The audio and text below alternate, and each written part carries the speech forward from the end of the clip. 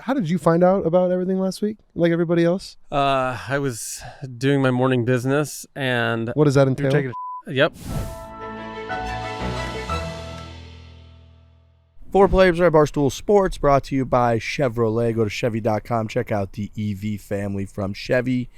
All right, we're live. It's our second podcast of the week. We're here in LA. We're live from the Rappaport Trailer Park here, I would say, in kind of the slums of Los Angeles, California, where we're going to get through it. Joel Damon, I think, is coming on to this show, so he's staying around this trailer park here, and he's supposed to be coming on, so we're kind of waiting for him. We got a lot to talk about, some press conferences.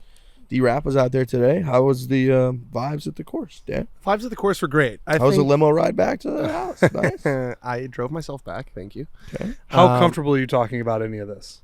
It seems like it's sort of out of my hands. Doesn't It's a have nice. to be. Listen, my parents live in a nice home. They do. That's the goal, baby. I wouldn't call It's a home. This is. I said compound. It's a compound. It's Thank a you. residence. I think Yeah. that's even on the Wi-Fi. Yeah, it's a nice place. It's a nice place. It's on the I don't. It's a resort, is what it is. I mean, and your family has done a great job of acquiring this home. This is a fucking What a straightforward way to this say is a it. hell of a home. You know, there's winners and losers in life, and you guys have won this house. This is a great fucking house. The house is fantastic. It's a great house. My parents are great people. Yep.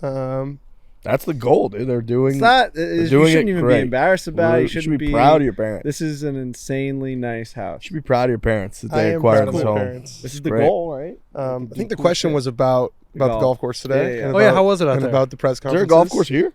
Yeah. There is a putting green Behind over there. behind Oh, the is putting there? green and Yeah. the tennis courts is where Joel Damon is being stashed with probably a 4-bedroom outhouse. Okay. But no, the golf course. Let's talk about the golf course. The golf You made it course. through it.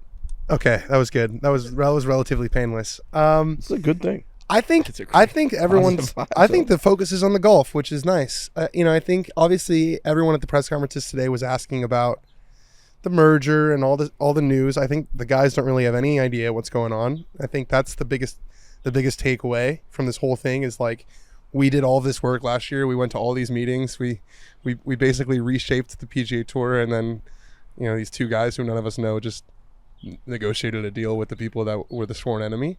So I think there's definitely a lot of red ass about that, but I don't think anyone's. I think in a strange way, it's kind of freeing to them because their voice doesn't really matter, and they kind of know that now.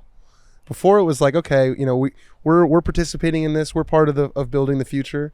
Now it's like, okay, unless your name is Jimmy Dunn or Ed Hurley, you really don't have that much of a say. Even if you're Rory McIlroy, you're in the dark on everything. Rory canceled his press conference today because he doesn't have any answers. It's nice to know where you stand, even if you're not in great standing. Yeah. It's just good to know. The whole last year and a half, no one really knew who had the power, and now we know. We thought it was a player tour, and it's just kind of not. And yeah, Rory can now just go out to the range, try to win more majors, and be like, "You guys figure it out." Because I'm done being the guy up front, being like, "No, we're trying to protect the integrity." I will say John Rahm had some interesting quotes, but it was kind of what you're saying, where he's like, "Nobody really knows. Nobody knows what's going on." John Rahm, because me and Bush were talking about it earlier. John Rahm, or maybe it was Brendan, I can't remember. We were talking about the Rahm because somebody had just seen the quotes, and I was watching the press conference.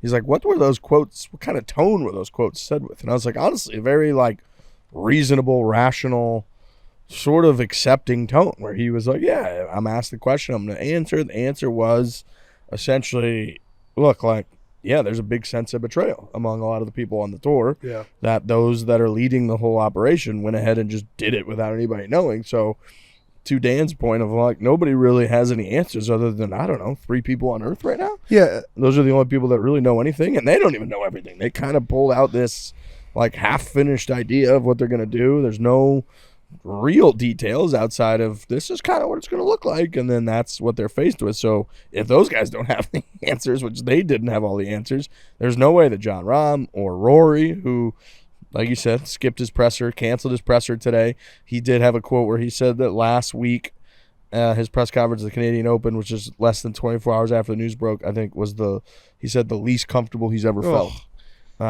Which is tough and obviously understandable, as we've talked about on the show a lot. But even like Morikawa today, his answer when he was asked about it, it's the kids, right? It's he about go, the kids. wow, it's a great opportunity to talk about my, I think, foundation and the initiatives that we do. And he went on for like 3 minutes about what they do with, their whole getting people into golf around LA and helping out kids get into golf and youth and the whole deal. And it was like people aren't even talking about it. And I think that's a great point that I think they're kind of relieved of, like, oh, we don't have to sit up here and feel like my vantage point is instrumental in shaping the opinion, shaping the future of how this relationship with the Tour and LIV and Saudi is going to go.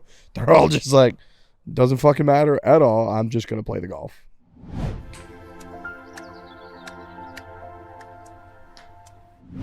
Chevrolet, we love Chevy, the EV family. They're just doing everything Chevy's done forever. The bow tie, iconic, like a rock coming over the cliff, except now they're all electric. We got the Silverado EV, Barstool's most valuable truck.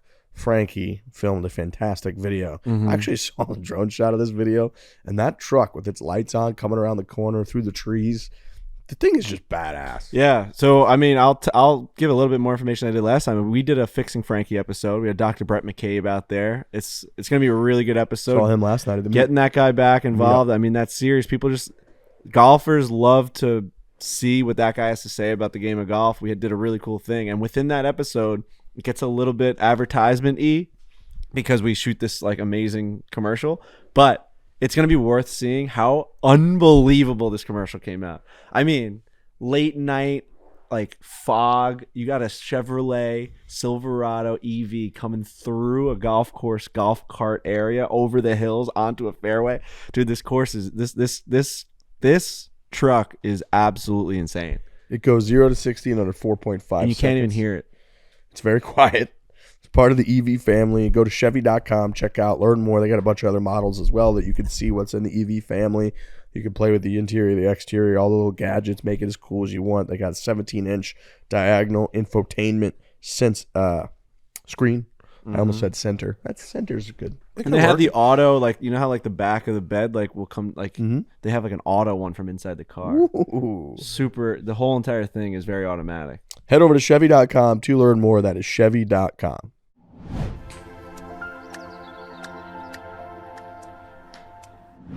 All right, folks, it's the next day, and some big news broke in the golf world that we kind of have to react to, so we are. Jay Monahan is essentially not in control of the PGA Tour right now because of a, quote, medical situation.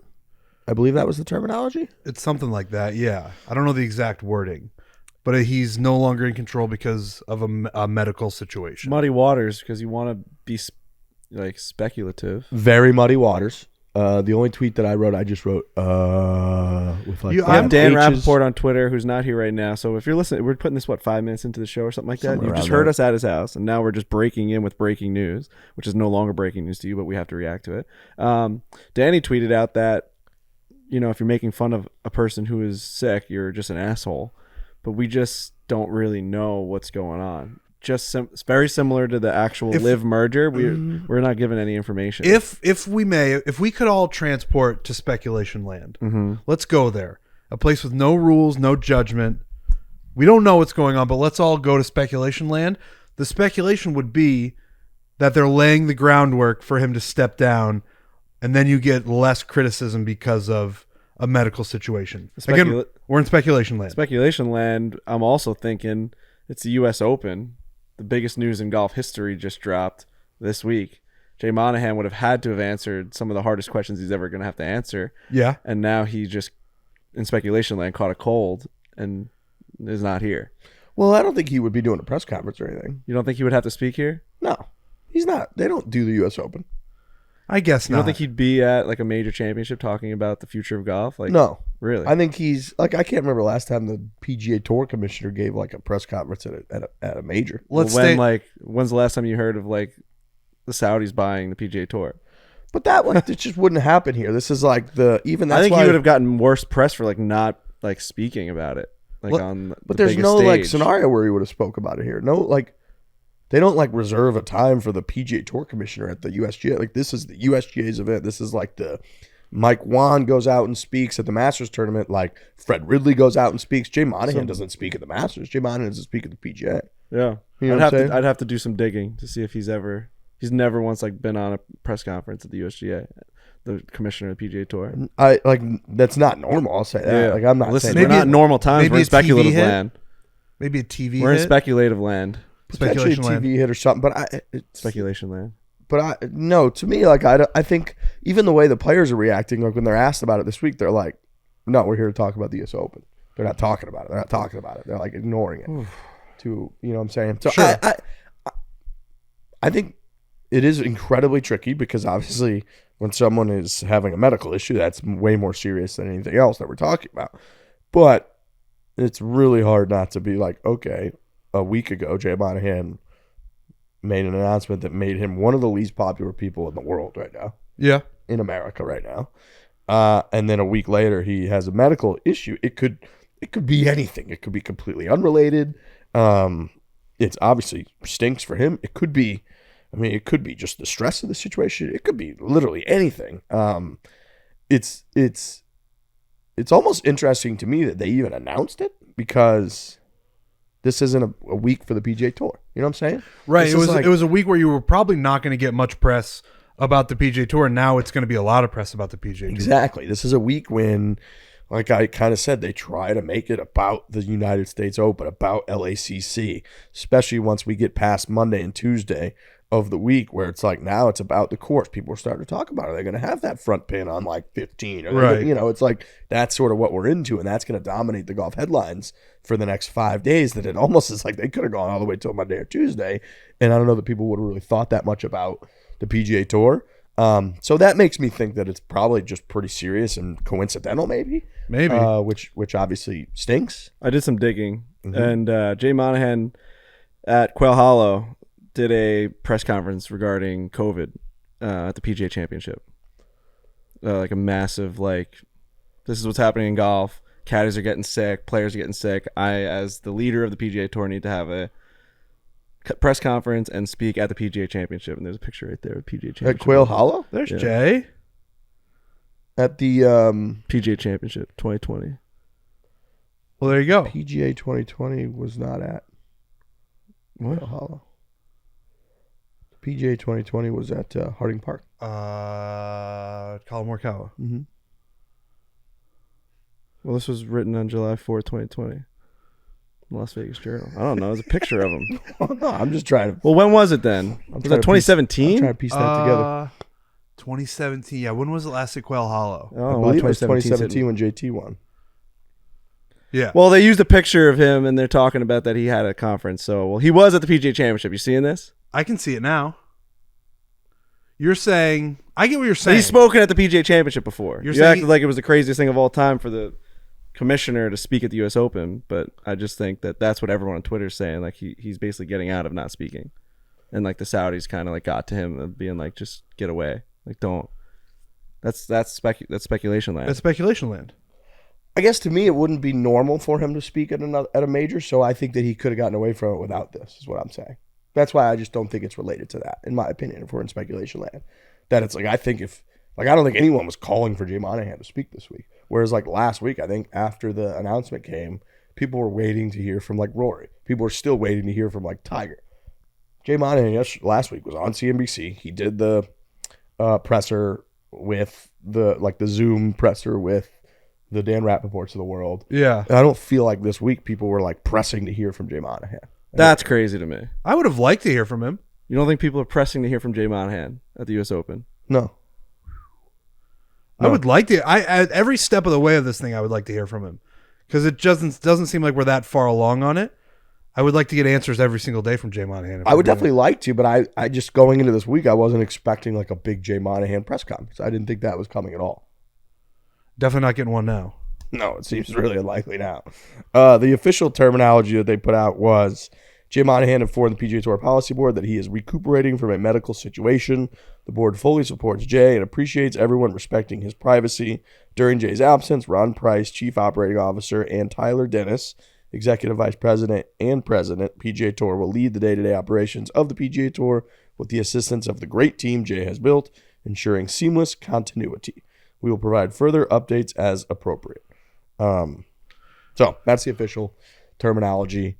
Who knows? It might be a little while until we hear from Jay Monahan. I guess just in my mind, I thought they came out last week. They basically said, we have a pretty like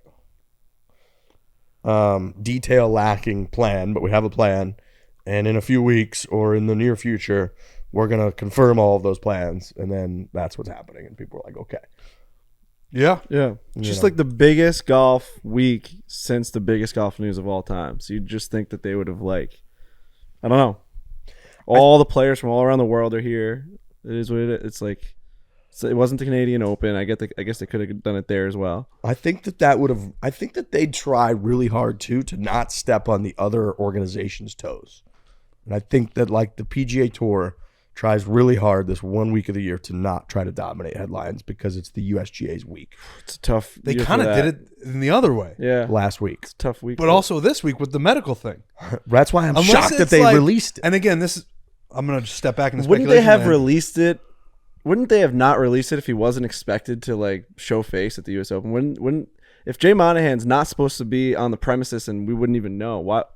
Wouldn't we have just never heard of this? Like, it almost seems as though they're saying the reason why you're not going to hear from him this week is because he's recuperating from an illness.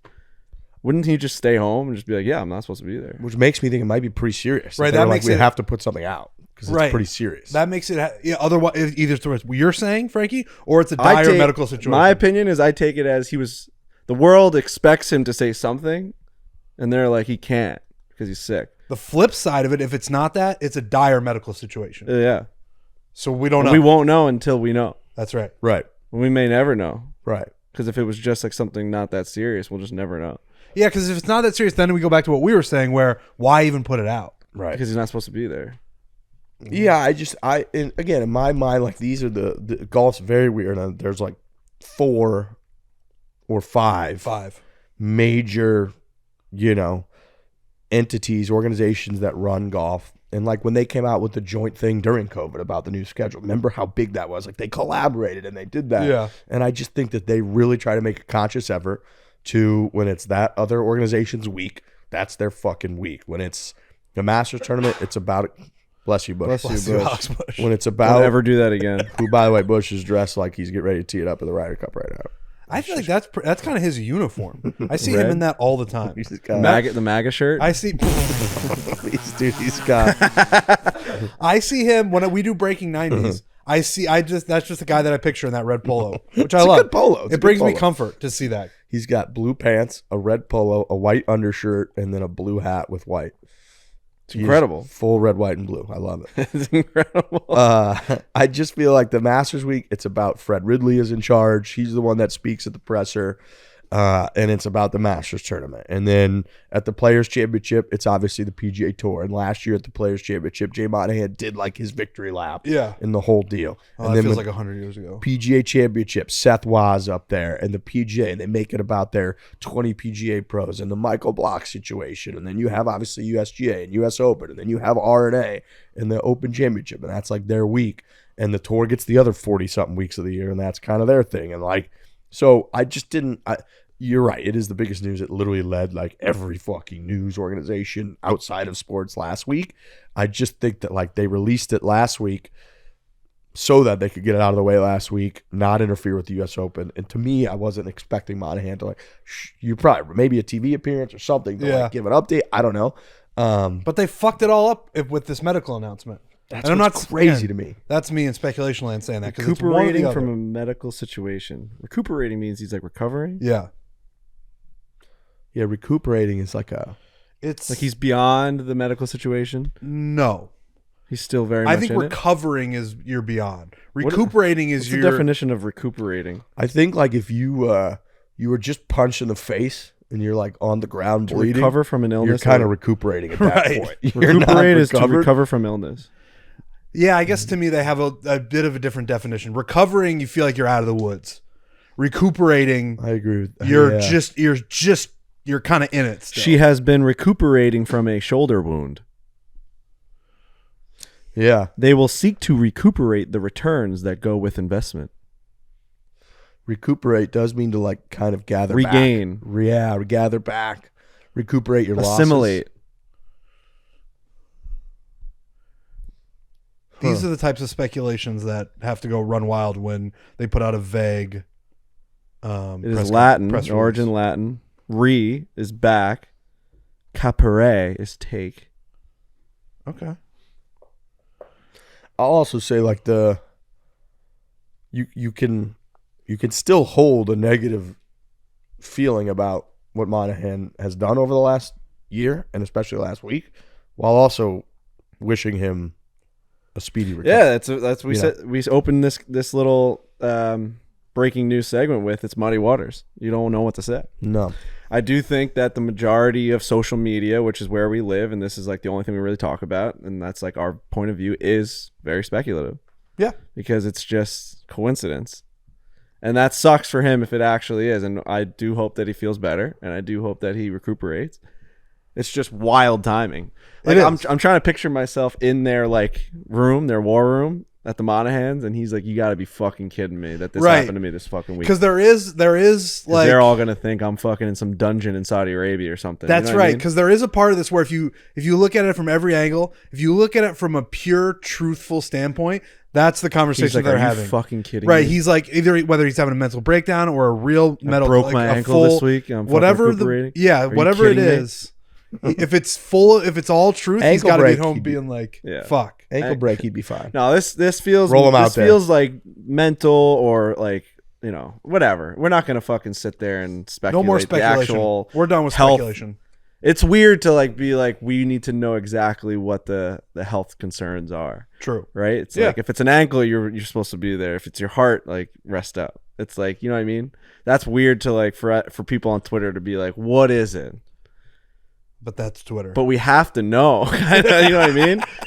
When It's you're a like little bit like what you're the we- leader of the PGA Tour. You're like the president. Like we have to know information that like most people don't know about. I was people. going to say, it reminds me a lot of presidents when it feels a little bit weird and insensitive when we're like, yes. hey, this old fucking guy, what kind, how close is he? One of Is the he biggest fine? like Twitter like news informations is like Biden's like Right. mental health like when the doctor like checks him out. People are like, what is he actually? What's his heart rate? What's his, you know what I mean? That's fucking nuts. Think that about it people this look way. into Think it. about if none of that news had broke last week with the PIF and PGA Tour, and then this news comes out, people be like, that's strange timing. You know what I mean? Wait, oh, you're saying if it just happened, Like if they were we didn't just, know that this merger was happening? right? If they were just announcing the medical status of Jay Monahan. Oh, I think no one even bats an eye. They're just like, well wishes. Right. I hope you feel better. It's just that's why the timing feels so strange. Maybe people would be speculating like, oh, the live stuff's getting to him. He Right. can't even come to the U.S. Open. He can't even whatever. People would be like, Dude, Tim Fincham had it so good. Oh my god, dude. Monahan had COVID Crazy. he had to deal with, it's crazy. and then he had to deal with live in a merger that might have significantly affected his health. Very similar to presidents. It's like, why do you even want this job? Right. Why does Monahan want to Well, be I the would take fucking... He Tim makes a lot of- Fincham's job, but I would not take Jay Monahan's job. Yeah, it's- Monahan could like lead any fucking company. Like the guy's a super impressive like CEO. Right. He doesn't need to be dealing with this bullshit. He's never going to come out on top. He already came out on the bottom. He just he folded. Yeah. He lost. He's the loser. There's winners and losers. He lost this. So, and he knows it. Now he's recuperating. Monahan yearly pay $8.3 million, with the remainder of the cash being a long-term incentive pay and also future retirement. What did he do benefits. prior? I know we're going long. We have Joel Damon on the show too. Which I Oh wanna yeah, get we to. should get to Joel. We got to get to Joel because it's like one of the best shows we've done. But what did he do before this? Let's go through Monahan's. And then we can get out of here. Let's go through Jay Monahan's. So I believe he was his gig at the PGA Tour before was like something at the. Was he like an Adam Silver type, just waiting in the wings? I don't think he was waiting in the wings forever, but I think he was for a little bit. Like he had a couple different gigs, but I don't think he's like a lifer. He's not like a PGA Tour lifer. I don't Right. think. How come I can't? 8.3 million, man. That's more than I would have thought. I don't know what number I would have thought, but that's higher than I Prior would have to all this shit, you would have thought that that's way too much. But now when you see like the stuff he's dealing with like, I mean, Congress and the Senate are talking about his deals now. I mean, that guy needs to make a lot of money. Feds start sniffing around. Yep. Monahan worked at IMG Worldwide, where he played an integral role in the development of the Deutsche Bank Championship at TPC Boston and Norton, and served as the tournament's first director at age 32. In 2003, Monahan co-created Golf Fights Cancer, a charity that has raised nearly $5 million for cancer research, Later, he worked for sales for the Fenway Sports Group in Boston. In June 2008, Monahan came to the PGA Tour as the executive director of the Players Championship. Shout out to our guy Lee Smith from Liberty National. He just got that role. Wow. Okay. Yeah, he just went from the GM at Liberty National to, I believe, that exact same role, or something very similar, and was named the Tour's Senior Vice President for Business Development in 2010. He was promoted to Executive Vice President and Chief Marketing Officer in March 2013, overseeing business development, corporate marketing and partnerships, title sponsor relations, retail licensing, and media sales. So he's pretty much been PGA Tour guy for a long time. Yeah. And he's impressive. Those are impressive words. Yeah. I mean, I definitely thought he ran a company prior with the type of stuff he has to deal with now. He comes off he's very polished. He is polished, yeah. He's also very just reserved, quiet. He talks as though he's been prepped. Agreed. He always feels very prepped. He doesn't come off very spontaneous. No. It is interesting looking at the commissioners of major sports and how they sort of take on the personality of who runs it. I don't know how Gary Bettman's made it all these years. I mean, shout out to the Golden Knights for winning the Stanley Cup last night. Is that it's situation just like the NFL where the owners pick and they kind of vote on? I guess so, but I don't know. I'd say one of the biggest negatives of the NHL is you've had one of the best sports to watch on TV and at the actual event. It's just not really progressing. You got the best players in the fucking league making $10 million. Yeah, where a seventh man on the NBA roster is making maybe 20. It hasn't really transcended. It hasn't transcended. He hasn't done anything. I don't know. The expansion's obviously worked. He's doing great with that. Fucking Vegas just won a Stanley Cup. Seattle was sick. They almost won a Stanley Cup this year. Vegas has had a chance every single year. But also the other owners hate the way the expansion worked because they were able to just Do you think a big part of his hockey guys are just too normal? No, man. I think it's fucking you watch the NBA, it's on every single night. Every single night it's on ESPN. There was just deals that just weren't done for the NHL. It just wasn't successful. But I just think this new deal with ESPN, you barely even see hockey. You right, barely but see it. I think that's more of a function of the other way around. I just think there's not enough eyeballs, and that's on the commissioner and owners. I think as an outsider, it's sobering, but is there a ceiling to NHL fandom? I don't think so. I think this all just goes back to good deals, good business deals, and getting the amount of eyeballs that it needs to have. I just don't think that they've gone to the South enough. I don't think that they've become a national brand. You turn on TNT every single night. There's NBA game. Yeah, Troy. I don't know Tuesday, where to find Wednesday, hockey Thursday, games. Friday. It's constantly ESPN. It just runs it. That's just it's just the way that it's been. And it wasn't always like that. The NBA. You can read back into the NBA. It wasn't the fucking cream of the crop on TV. Those commissioners, Stern and Silver, just did an amazing job. But it's also incredible how the NFL and the MLB flipped. Yeah. MLB, Major League Baseball, used to be the sport. It was America's pastime. Right. Now the NFL is infinitely bigger than MLB. And you think back to what commissioners did and what the league did, and they came up with fantasy football and the red zone and all these things Those NFL help. Sunday Ticket. That's legitimately just getting eyeballs and people caring about it. It has nothing to do with the personalities of the players. You don't know the offensive linemen. Obviously, they have superstars in the NFL, but that's because of the product. That's because of what the commissioners have done. Do you think an NHL red zone would play? Yeah.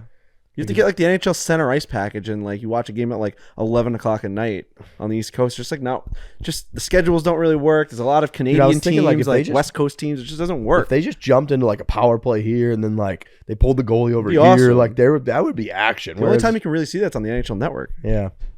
They'll do live look-ins, and it's I don't know. It's just something hasn't gone right in the NHL. It just hasn't taken off.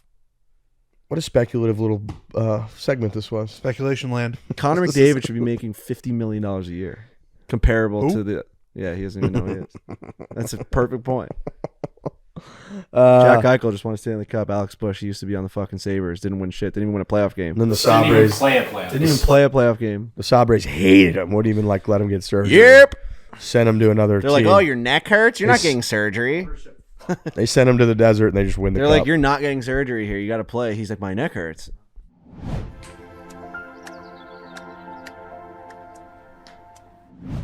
The exclusive ticketing partner of Barstool Sports is Game Time. We love going to shows. I'm going to a big show this week. I'm going to Taylor Swift. Wow. We talked about it a lot on this podcast. Frankie went a few weeks ago. It's taking over. The Eras Tour is taking over. It's all over social. It's a cultural event. It feels like that you can't miss. So I got an opportunity. I'm going to buzz up to Pittsburgh. I'm going to go to the Taylor Swift show, and I use Game Time to get phenomenal tickets. Dude, it's sorry, I just want to play around with this little ribbon here. That's okay. It's Game Time, really. It's not just sports. I feel like people think that you can only go and just like go to a baseball game or hockey game. It's everything. It's whatever entertainment that you can find on there. And it's by far the best last minute ticketing app because I've used it many times. Sitting around the Yankee game tonight. Oh, the Yankees are in town. Like we're absolutely going to be going to that game. 6 o'clock, you can make that purchase, and you're right in the stadium within an hour. I saw that the Chicklets guys were at the Game 5 Las Vegas Knights last night, Golden Knights. Thanks to Game Time. Grinelli celebrated with another team. He Mhm. celebrated Yet with the again. Vegas Golden Knights. Yeah, I had a really big rant during one of those Islanders Bruins streams where I just absolutely just shit on him because he was like throwing my hat and like acting as though like he was like whatever, like the better fan than me. And I was just like, you celebrated with the Blues last St. Louis year. Blues after they Like, won the no cup. one's ever gonna forget that. Shout out to Yeah. the Blues. He did it 2019. again. Jack Eichel. He took a picture with him in like the cup. It's like insane. Wow. Can't be doing that. Shout out to Game Time though. They got him there. You can go to all kinds of stuff, man. You can go to Bruce Springsteen. You can go to a festival. Drake, Luke Bryan, Matt's Yankees, whatever you want to go to. They got it at Game Time. It's an incredibly easy process. Skip the hassle. Enjoy the moment. The process takes just 2 taps, takes 10 seconds. Once you buy your tickets, they're delivered directly to your phone. Download the Game Time app or go to the website, enter your email, redeem code Fore for $20 off your first purchase. Terms apply. Once again, download the Game Time app or go to the website. Use that code FORE for $20 off your first purchase.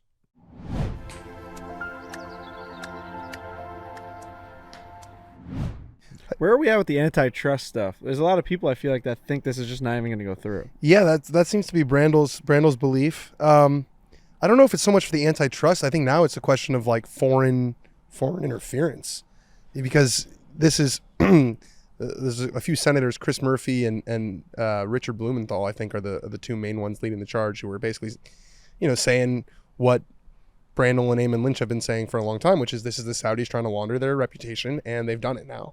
And so they're kind of saying, not so fast. We're gonna look at this. The Senate sent the PGA Tour a letter saying, we want this document, that document, that document. So if their goal was to kind of cram this deal down to avoid discovery and to just have everything disappear, I don't think that's going to happen. It's going to be months and months. And now that the feds are involved, it's definitely nothing's going to happen anytime soon. Yep. So it's just, again, I do think it is a little bit freeing to the players, because, I mean, Rory could sit up there and they could ask him all these questions and he can just be like, at the end of the day, what I say doesn't really matter, which is crazy. It's crazy. It's crazy that these two guys who aren't like tour lifers, they didn't like come up working for the PGA Tour. A lot of the players don't even know who they are. And I think there's a difference between believing the deal is bad. I think the players probably think the deal is pretty good and they probably trust these guys' judgment. Right. But it's the personal angle of, you asked us to do all of this work and then now we just are a complete bystander to the whole process. Tiger hasn't said a thing. Not a thing. Nothing. Yeah. Not playing in these tournaments, which you don't have to do a press conference, you don't have to face the media. Hasn't tweeted, hasn't done anything. He's probably just like, okay. Did you see that bunker that bunker clip that TaylorMade put out with No. Scotty hitting bunker shots? He said about the audio. Yeah. Yeah. Scotty hits one out of the bunker and Tiger goes, "Oh, that audio." No. And then Scotty goes, "Yeah, he goes, man, just nothing better than that audio, huh? Nothing better than good audio. God, that's good audio." He has a very interesting way of expressing best. things. He makes I up can't wait to terms. start. I think you've said that before. I Yeah. can't wait to start calling it audio. Yeah, he was saying that, I think, about Lee Trevino a couple years ago at God, the that's PNC. good He was audio. like, Lee's, he's old now. He doesn't have the speed, but the audio's still there. He's still got the audio. So Dude, when you hit a it's- good shot, you got to talk about the Wait, audio I'm gonna now. play it here. Damn, that was good. Audio, huh? That was nice audio. Oh, I love that audio. I usually try to Dude, it's kind of like he is so far removed from real everyday life that we've all experienced that he doesn't really know what the terms are. To That's his explain own things. lingo, you know? Right, he's just like, I've been in such a bubble my whole life that I don't know how people explain things. So I'm going to say, what great audio. I'm going to ask, where are you stationed? I'm going to say all these things. And they're just, those clips are unbelievable. He also made a comment, and sorry to take it away from the lift stuff, but like he says he draws all of his bunker shots. He thinks about drawing every single one of them, even though it's not possible for him to do. He still cuts it. Every single time he hits a bunker shot, Tiger Woods, he thinks about drawing it with his hands. I can't even fathom what that Neither would feel can like. I. It's because they don't want it to spin back and right. They want it to spin like straight. And if you cut across it, it like spins back and right. And Right. the tour greens are so fast that like if you're playing from a front left bunker Right, to a but back I get left that, but hand- like, how do you even do that? yes. I mean, like a round. Around, you're gonna draw it. I would just Wouldn't we just send it 100 yards over the green? Yeah. We try to do that every time. How do you I'd put, I would end up closing the face and like. Yeah, they have like a closed stance. A lot of these guys, we watch Cameron Smith hit bunker shots. It's like super square. Joel Damon's FaceTiming me. Canceled the FaceTime. All right. Canceled the FaceTime. Yeah. Could answer that. Well, I know he canceled it. oh. Yeah, the Wi-Fi here is a little spotty. I think he's on his way. But yeah, no. Just to bring it back to what you guys were saying, I think these guys are in a better spot now, like mentally. I feel like where it's freeing. Fuck it. Stop asking me questions. We all don't know the answers. You're just wasting your time in these press conferences. Literally, no one in the world knows the answers. Stop asking. Yeah, that player Rory meeting McIlroy. after it all got announced, somebody ran into Tommy Fleetwood and they were like, "Where are you going? You're not going to the meeting?" He's like, "I'm just going to go work on my game and just try to win golf tournaments." Yeah, It made Rory look bad not knowing what was going on because he looked like, this sheep up there being just slaughtered. Sacrificial lamb is what he called. But it may be the best thing for him. He just, through what happened, like actions are louder than words, through the actions that have occurred, we've all just been given this proof that he has no idea what's going on. So we can no longer ask him the questions. I feel like prior to that, you thought Rory was having these like black coat, like He was. in the dark alleys He was. meetings. I know, but like you really He was didn't know. recruiting guys to stay. Like to our knowledge, we really didn't know how far it went. Was he going to Tiger's house? What kind of meetings was he having with live guys? Now it's like he knew nothing. He thought he was pulling the strings. And I think that is going to be something that if he's not already there yet, he's like, I put in so much time and effort for the last 18 months or 2 years, whatever it is. And then when it actually came time to make the deal, I wasn't even in the room. He's still in the good spot where he like defended what he thought was right, and now like you know what I mean. He had the same opinion the whole way through. right, Which is like, a lot. You can't say that for most people. He's not the loser in this. If anything, he's like gained points. He still said last week he hates Liv. right. Yeah. Yeah, I hate Liv. Yeah. He like said that. I have a twice. question. Is because Rory talked about this during the press conference at the RBC, where what is live now?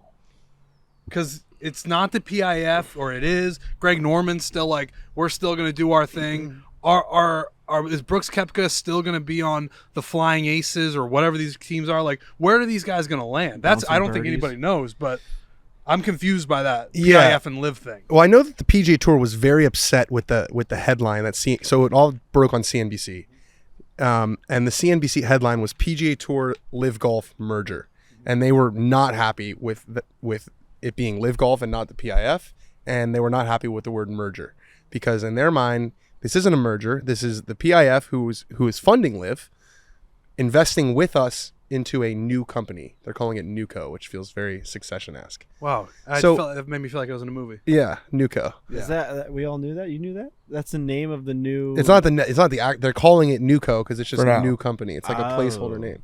So they want it to seem like, okay, we got New and company. Let's call it Nuco. Nuco. Sounds like something that you would get that was already written in like a Microsoft Word document when you were looking at like business card templates. Yeah. Like Nuco. here's where like Nuco and then the address and Ipsum whatever. Yeah, the bullshit. Ipsum. Sort of like just as dumb as the Yeah. fact that they named their thing Live. Right. It's like the Roman numerals for 54. I actually kind of like that. Play 54. Yeah, holes. but it's like they didn't. You know what I'm Yeah, saying? yeah, It's yeah. like a little. I've said that to people where I'm like live 54 holes and they've been like, oh, yeah. It's Like, kind of there's cool. a little something in there. There's a door you got to walk through. You gotta- I think there's a lot of people who think that Live was never really the goal. That the goal was always to have a seat at the table, and now that they have a seat at the table, that Live will kind of become an afterthought. Now, obviously, there are people who work at Live who really hope that's not the case, but they also were blindsided by the news. Right. Completely blindsided, and they didn't say anything. Norman didn't say anything to them for like a good 24 hours after the news, because like, he didn't really know. Right. So this is the PIF and this is the PGA Tour. Where Live falls into the equation is unclear. If you ask Greg Norman, they've changed the world and it's the greatest product in the history of the world and they're going to keep going. If you ask people on the PGA Tour side, they say Live was kind of a front. It was never really going to become profitable on itself. It was a way for them to kind of bleed out the PGA Tour and just wait it out. And they did. Well, and let's be honest, the PGA Tour, if you're upset that what you did got framed and headlined into PGA Tour merges with Live, that's like PIF is literally funding LIV. Yeah. The guy that was the one paying everyone, including Greg Norman, is the one you did the deal with. Yeah. Like, you did merge with LIV, basically. Like, LIV's going to be disbanded. Sure, it's going to be called something else. It's going to be, like, materialized into something else. But that's essentially what happened. You took the guy behind LIV and the guy that's the commissioner of Tour, and you went into a room together, and you hashed out a deal. Yeah. Like, that is, like... When you put it that way.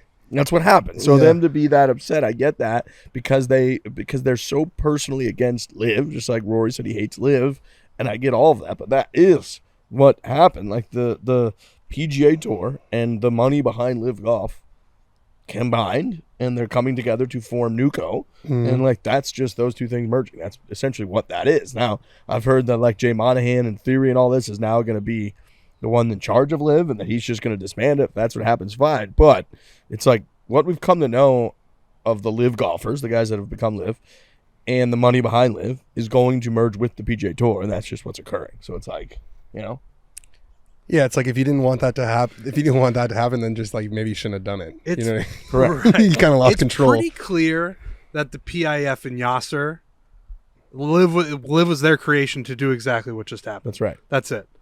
Like, I get Greg Norman is emotionally involved with LIV because he was like, this is my thing. I'm going to spearhead this, and we're going to change golf and bring all these golfers over. There's just greater powers at play there. And that's just what it is. And it worked. And now there's more money in golf. We said it last week, but I think it's very clear, right, that this smart man, Yasser Al-Rumayyan, who is in charge of the most powerful things in the world, basically, yet is still just the right-hand man of someone else. This man, like, clearly had a plan, and we all were sitting here for a year and a half being like, well, if they're never going to be profitable, which there's no way you can spend $1 billion and then have no TV ratings and have no revenue coming in and expect to be profitable, what is their mission? Their mission is just to sports wash, which is definitely a huge part of it. We all still believe.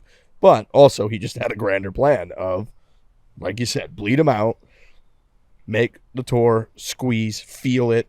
Now they're doing, what, $50 million or something a year or a month or whatever that the PGA Tour was just going to have to shell out on legal fees, and they were saying they couldn't sustain that. So he literally bled them out to a point where Monahan flew to London, which the fact that nobody saw that, by the way, or nobody had documentation of that, or nobody was like, these unbelievably powerful guys, Jay Monahan, Yasser Al-Rumayyan, who literally is like one of the richest people on planet Earth. Right. These guys are playing golf together in London, all around the world. Get out anywhere. Yeah, People they played know San where Francisco. people know where college coaches are going. Like, oh my God, he's flying to Florida. He's going to be the next coach down there. It's like, these are the most powerful guys in the sport in one of the more hotly contested topics of the last 2 years, and people are just like, we don't know what's going on.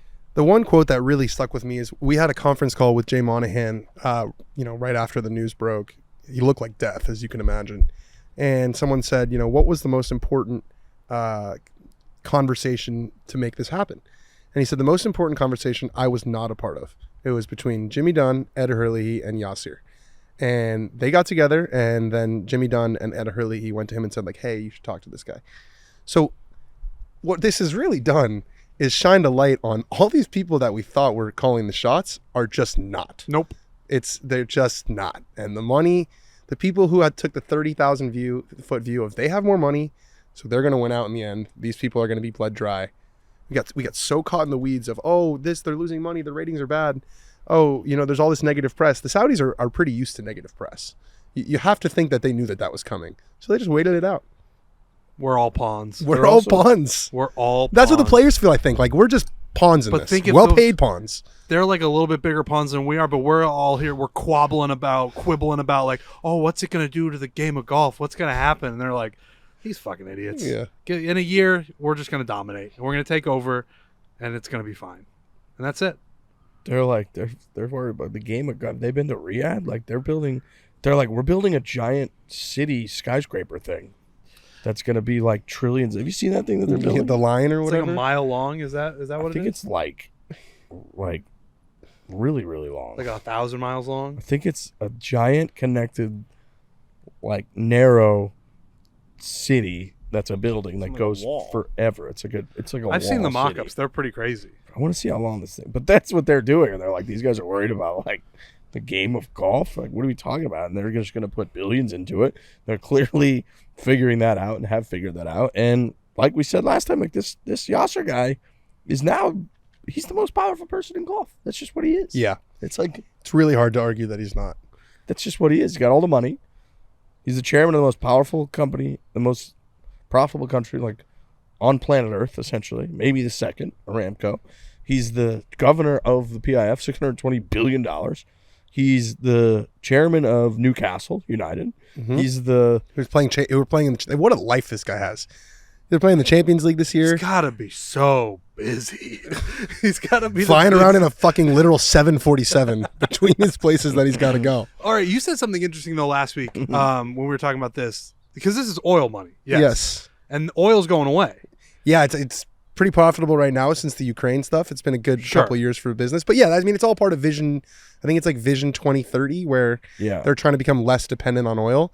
And sports is, you look at sports teams, traditional sports teams, football teams, basketball teams, the valuations just keep going up and up and up.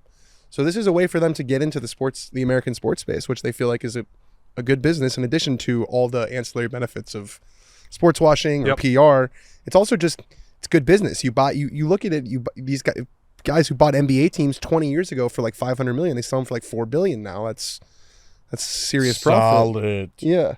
So it really, it begs the question, like, now they are successful in golf. They have overtaken golf. I know we're not there yet. I know they haven't, like, it's over. It's just never, from this point on, it's just over. There's no way to stop it. Hopefully this guy does want to do good for golf. It's clear, like, he took over Newcastle and now they're in Champions League. Like, at the time when they were bidding and stuff, they were being threatened up to that point right around then of like relegation, and now they're in the Champions League. So if he has the same kind of success in a quick time or whatever with the golf, or even just keeps it relatively left alone, like, golf should be fine and just have a ton more money. But it's like, where are they going to stop in the U.S.? Are they going to try to go for an NFL team? Are they going to try to go for taking over MLB? Or why wouldn't they? I think that's what the Senate is concerned about. And also, golf was a sport that's right for the taking because there's no owners like there are in other sports. Right. So the owners in other sports have to vote on all this stuff. But I think the world is so globalized now, and I think that they have a foothold in the English Premier League, which is the NFL outside of the United States. I don't know that these billionaires, if they wanted to buy an NFL team, are they really going to take that stance? I mean, they're invested with these guys in so many of the same companies. They've done a lot of deals with these guys. It's like, I just think we're at a place now where, and again, this is maybe sports washing at work, where Saudi Arabia is they're just here. They might own Sunday. Like, if they just they get into football, like Saudi Arabia just owns Sunday and Saturday. Yeah, soccer. They got the soccer too, and they bought Thursday and Friday golf. They bought a couple of another players that they're paying. It's like we're holding on to Monday, way Tuesday, more and money. Wednesday. That's what we got. It's like they're Bachelor, Dancing with the Stars. Yeah, they could take over the Bachelor easy. Easy. You pay some of these Bachelor contestants who are just trying to get their 15 minutes of fame, and you pay them all fucking 10 times what they're making. Boom! All of a sudden they own the Bachelor. They could take over whatever they want at this point. They have all the money. Yeah. I wonder what took so long. Because they've had this money for a while. I wonder what took so long. Maybe these guys just love sports. And they kind of didn't. Like, the PIF wasn't even close to as valuable as it is now, like 5 years ago. Really? No. It's a crazy. Like, I read this, I think it was a New York Times or maybe the Atlantic profile on Yasser and his entire trajectory from. Yeah, what's his background, like, loosely? His background is he was born to, I believe, pretty well-off parents in Saudi Arabia. A key thing for him was that instead of going to school or university somewhere else, he went to university in Saudi Arabia. And then that was big for, like, his domestic. Huge. Yeah. He became basically like a financier. He got into finance, did well, and got to a point where once MBS took over, which was 10 or so years ago, maybe 8 years ago, once he took over, he put together like I'm trying to remember all the details, but he put together like basically a board of people that were going to help him with Initiative 2030 or whatever the hell that thing's called, where he basically said, look, I'm relatively young. I see a huge problem here where our entire country and all of our economics are based on oil. Yeah. And we need to figure it out and we need to move away from that. Here's how we're going to do it. And they had the PIF had like 20 employees Really? or something at the time and like a few $1 billion or something maximum. Yeah. And then if you remember, I want to say it was 6 years ago, maybe 2017, 2018. Do you remember they did that hostile takeover where they invited all the elites from all the elites in Saudi Arabia? They invited them to, I believe it was Riyadh, for like what they believed was like a conference or something. and they locked all of them inside of the Ritz-Carlton there, I think it was. Wait, this does ring a bell. And it was, remember, all the people were streaming and putting out videos like these elites on the internet of them. MBS just consolidated. And they justified it as corruption. Always. And they seized all of their funds, and all of those funds and even the jet that the guys flew to Istanbul when they executed Jamal Khashoggi. Yeah. The jet that they flew there was from a takeover, was taken over in when they seized all of the assets from these families and elites. There was like 400 people. Anyways, a bunch of that all went into the PIF, and then that made it go from, I don't know, I want to say like a few billion or 10 or 20 billion to like 80 billion. And then they bought Newcastle. They made all these different investments over the last 5 years. And then it went to like 300 billion. And then now it's at 620 billion. It all happened pretty fucking quickly. That's your classic rags to riches story right there.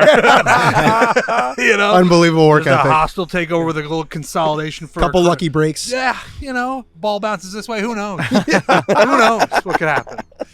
Unbelievable. Yeah, And no, those- it's that. Yeah, And those are the guys that are in charge of golf. Yeah, It's yeah, like, yeah. this is what they're doing. This is Yeah. what they're doing. yeah. And yeah, the whole, and this profile, I'll send it around if anybody wants to read it, but this profile about this guy, and it really speaks to like how impressive he is, that like he's able to go to Newcastle and imagine like the whole culture around the elites that run the Premier League. Yeah. And he's able to get Old in with money. them and convince them, because there was huge pushback when the Saudis were, PIF was going to become what do they own, 80% of Newcastle or something? Yeah, they're the controlling. They were going to take over Newcastle United. People were like, what? This is like old money, England Premier League. Like, what are you talking about? They took it over. There was huge pushback, obviously, in golf when they took over fucking golf. And they came up with LIV and all that. And this guy has just, he's clearly, Yasser, an impressive guy that people like, that meet with him, and to the point where they're like, no, this guy's really not that bad. And he is the right-hand man of MBS, who, keep in mind, the CIA concluded that he 100% knew about the execution and dismemberment of Jamal Khashoggi, which happened like 5 years ago. Yeah. So it's like, that's, there's not that many degrees of separation from a dude that does really bad stuff and like the guy that's running golf. But he's got a ton of money and he might love golf. So who the hell knows? Definitely loves golf. I think he some does. quote- yeah, I saw some quote that was like, he just wants to be under the tree on Thursday at Augusta. Right. That's kind of what The he big wants. oak tree? The big oak tree. In He which wants- case, who doesn't, you know? Yeah, and he will be there. He will. There was a Most live definitely. golf He's thing gonna be I saw in the fucking media center swinging today. from that tree, dude. That wasn't there last year. Live Golf's got a few people in the media center. They're in it now. Yeah. Did they have live golf in the media Yeah, center? yeah. They had like a place that said Live Golf, and the guy was there, and When are we going to be sponsored by like a Ramco? probably Fore not that far presented away. by a Ramco. I mean, you're joking, but like You know? at this point, What kind of make price an tag? offer. Make an offer. Right. I mean, you What know, kind of price trying to get a tag house are we like looking this. at? we you know? tried to, we all tried to fight the good fight for long enough at it, but at a certain point, just throw dollar bills at my face. What's You know? what's your number there, Liv? PIF. I got a fucking number. You think Yasser's ever listened to Foreplay? No. I think a clip has gotten Gotten Come on his across his radar? desk. come across his desk for sure. I think so. Dude, this guy's It's like- acquiring all this like golf stuff, and he's just sowing the golf news. You don't think one clip that we got that maybe got like 1 million views on Twitter or something just came across his For You page? Maybe he's a big Breaking 90 fan. Speaking of Breaking 90, For you. do you want to talk about Breaking 90 before Joel gets here? He's, Yeah. I just got a text that he is stuck in really bad traffic, but he's really close, so he's Okay. on his way. That's fine.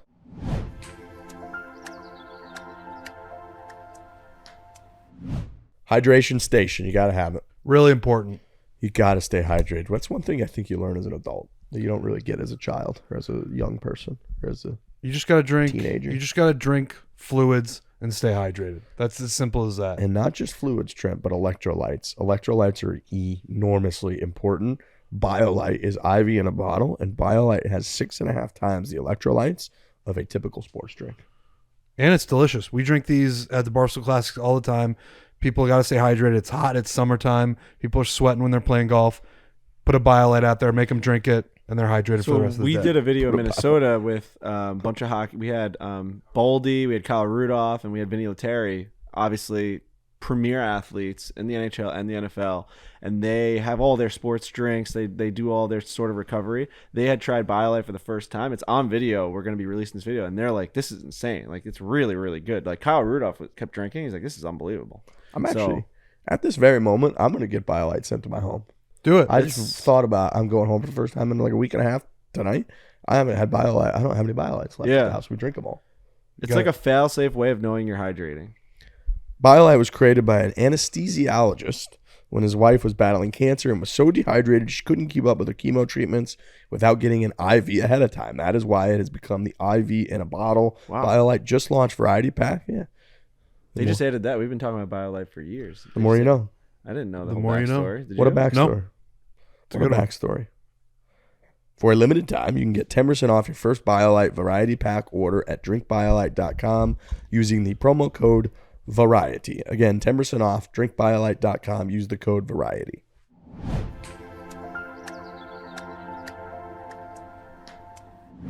Breaking 90. Yeah. We haven't talked about it officially yet. What do you want to say to the people? I mean, we're at almost 500,000 people that have watched. It's only been 6 days. No, people have been very supportive. What happened? Obviously, a devastating 18th hole. I had 85 strokes through 17 holes at Colonial Springs. We all thought it was going to happen. Everybody, Alex Bush, Brendan Jones, Frankie Borelli, Trent Ryan, we were all there, ready to watch it happen. I didn't know what number I needed going into the final hole, but I had a good feeling it was 4 or 5. In my heart of hearts, I thought it was 5. I step up to the 18th tee, For a long time. get over the ball for what feels like 300 years now, looking back on it. A frozen you man. stared at the target for... We also cut a little bit, so it was even longer. What do you mean you cut a little bit? Like just like little small parts between the cameras. So it was even longer. It was Jesus. even longer in real time. So people probably can't hear Alex Bush right now, but You're telling us he stood over that longer than the when clip I said? watched the video for the first time, I texted Brendan and said, did you guys add time? Did you slow it Freeze down frame it. when I was over the ball, or was that real time? Just assuming, honestly, that he was going to be like, oh, we slowed it down for dramatic effect because we were playing Succession music. We wanted people to really feel it. And he texted me back. He said, that was real time. And I could not believe it. Turns out he cut stuff out. Right, so it was actually supposed to be longer. So I stood over the ball, and I just topped Crazy. it 8 feet, made an 8, 93. The series continued. Devastating. Yeah, it was because, yeah, I just thought I had it because I played so well, Series and continues. it's this series is very popular, and I'm very appreciative of everyone that watches it. But I do always forget in between filming how many tips I get from people once the episode goes live. And this one, all it was you got to clean up the 3 putts. People thinking they're splitting the atom when they're telling me that I got to clean up my 3 putts. I know. I had 42 He putts. had throughout the 42 round. putts, I think, was the official count, which is clearly just... People do talk to you like they're like, hey, you need to clean up those 3 putts. You're going to be like, I should 2 putt instead of 3 putt? Yeah. And they're like, yeah. And you're like, And it's even 84. It's even more specific Like, now well. because my game has gotten to a point where my irons are pretty good, my driver is pretty good, except on the 18th tee. So the only thing really, if You didn't come close to hitting that type of shot all day. no, I played well pretty much all day. Did you think about stepping in when he was like like Frozen. frozen over it? I didn't Iceman. really realize until I watched the footage, if we're being honest. No, we I've were all se- so goddamn nervous walking up to that tee. And like, imagine me being the guy that pulls him away. The guy hadn't missed a drive all day. Yeah. He probably hit like 12 fairways. It was insane. Right. Yeah, you And pull him away imagine and then me he pulling hits him it in away, the that hits him in the water. water. It's like, what were you doing? Yeah. The guy was rolling better than he's ever been rolling. He never even came close. Prior to that, we hadn't even made it to like the 16th or 15th hole where you had a chance to break 90. So, I mean, this was a real chance, and I wasn't going to be the one that stopped you. A lot of people were saying like I never should have told you the score, which to that it's like, golf is golf. You got to just know what you're shooting. It's just like he's not like a special needs child that you have to like. I mean, he's well, On the greens, I mean, Well, he's like, make how an old are you? argument. 34. I'm 34. You're a yeah. 34-year-old man. You can you can like handle me telling you what your score is in Well, golf. and it Like, doesn't. Apparently not. Everyone's No, like, it's you like- can't tell them. It's like, No, what are you but Snacking but- habits would no, but suggest talking otherwise. about? Yeah, but where are those people when you don't tell me on 18, Right. And I top it? Like those, there's always going to be the flip side of that. If you you don't tell me, You got to know what you need. Plus, right, we can't have Trent Ryan make a putt on 18 and Not not, know. Did I do it? know. Did I do And he's it? like, all right, that was fun, everybody. And Yeah, everyone's like good going series. bananas, jumping in the water and Yeah. shit. The pressure is golf is about the pressure. Golf's I- feeling that heat on your neck and And being it's- like, I need to Yep. make a putt. And if we take that away from him and we make him a bubble boy and we're like, just hit the ball into the hole and we'll tell you tomorrow if you beat it, that's not even golf. Right. And it's not like I'm completely unaware of how numbers work. Like I know if I'm shooting a 150 or an 85. Like I know what's can feel happening. that. I have a pretty good feel for reality. I think I kind of know what's going He on. shot a 44 in the front, and I really Numbers thought, work.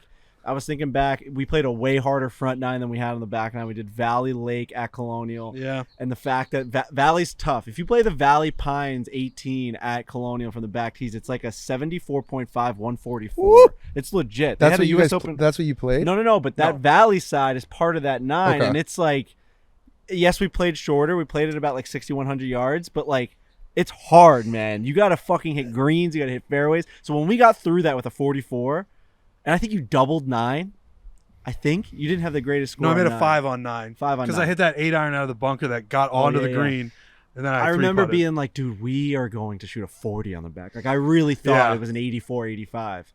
You- That's kind of golf. You are one of the, I would say, one of the best golfers who's never broken 90, because almost every person, when they first break 90, it's either like on a shitty golf course, Yeah. or they Yeah. take a lot of like putts. You play hard golf courses and you play ball and hole. We get that Yeah. comment a lot too, Yeah. and I So feel it's- like I have to answer that, even though this is his series, because I am the one that books a lot of the golf, and it's really hard to get out there with everything that's going on. The brand has gotten bigger. I feel like if we go to a public golf course, it's an absolute shit show. We've got 2 camera guys.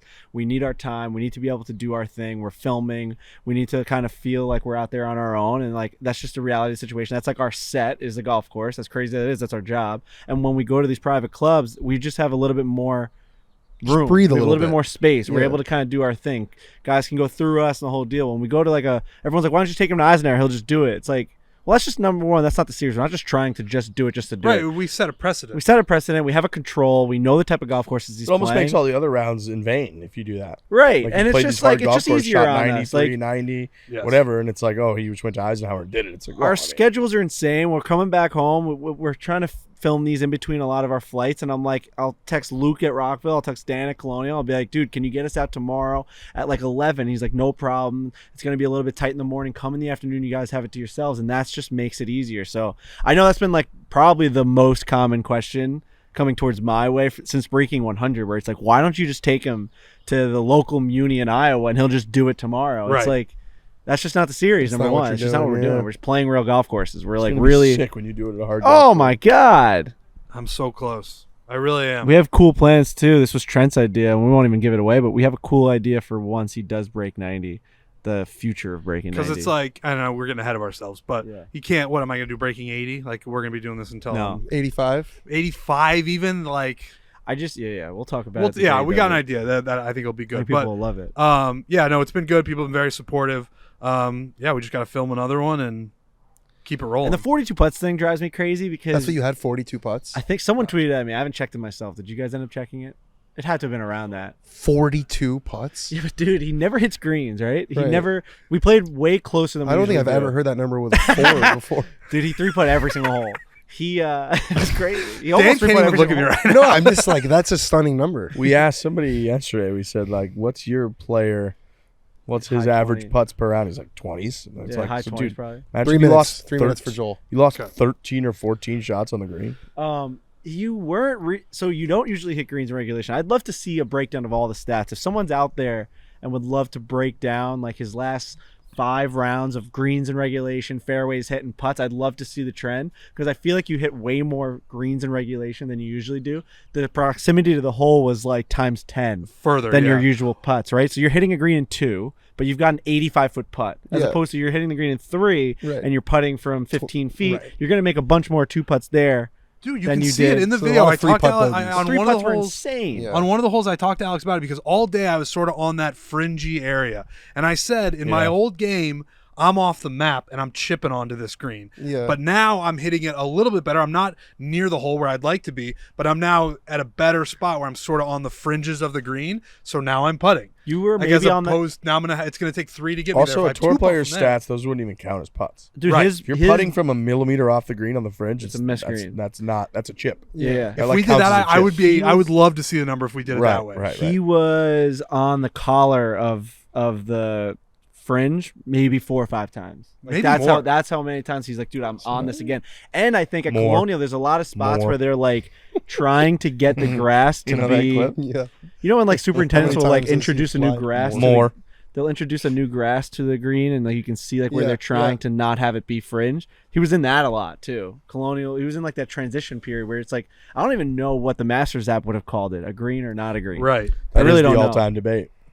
If the It was guy a marks the ball, transition. Tiger Woods did not mark his ball. We're like, that's a miscreant. Yeah. Was that on 11 that year? It was on 11. Yeah. I was on 11. No, again, I really appreciate everybody who watches, and I know people give me tips like crazy, but that just means they're watching and they're invested, so I appreciate that. But the series rolls on, you know?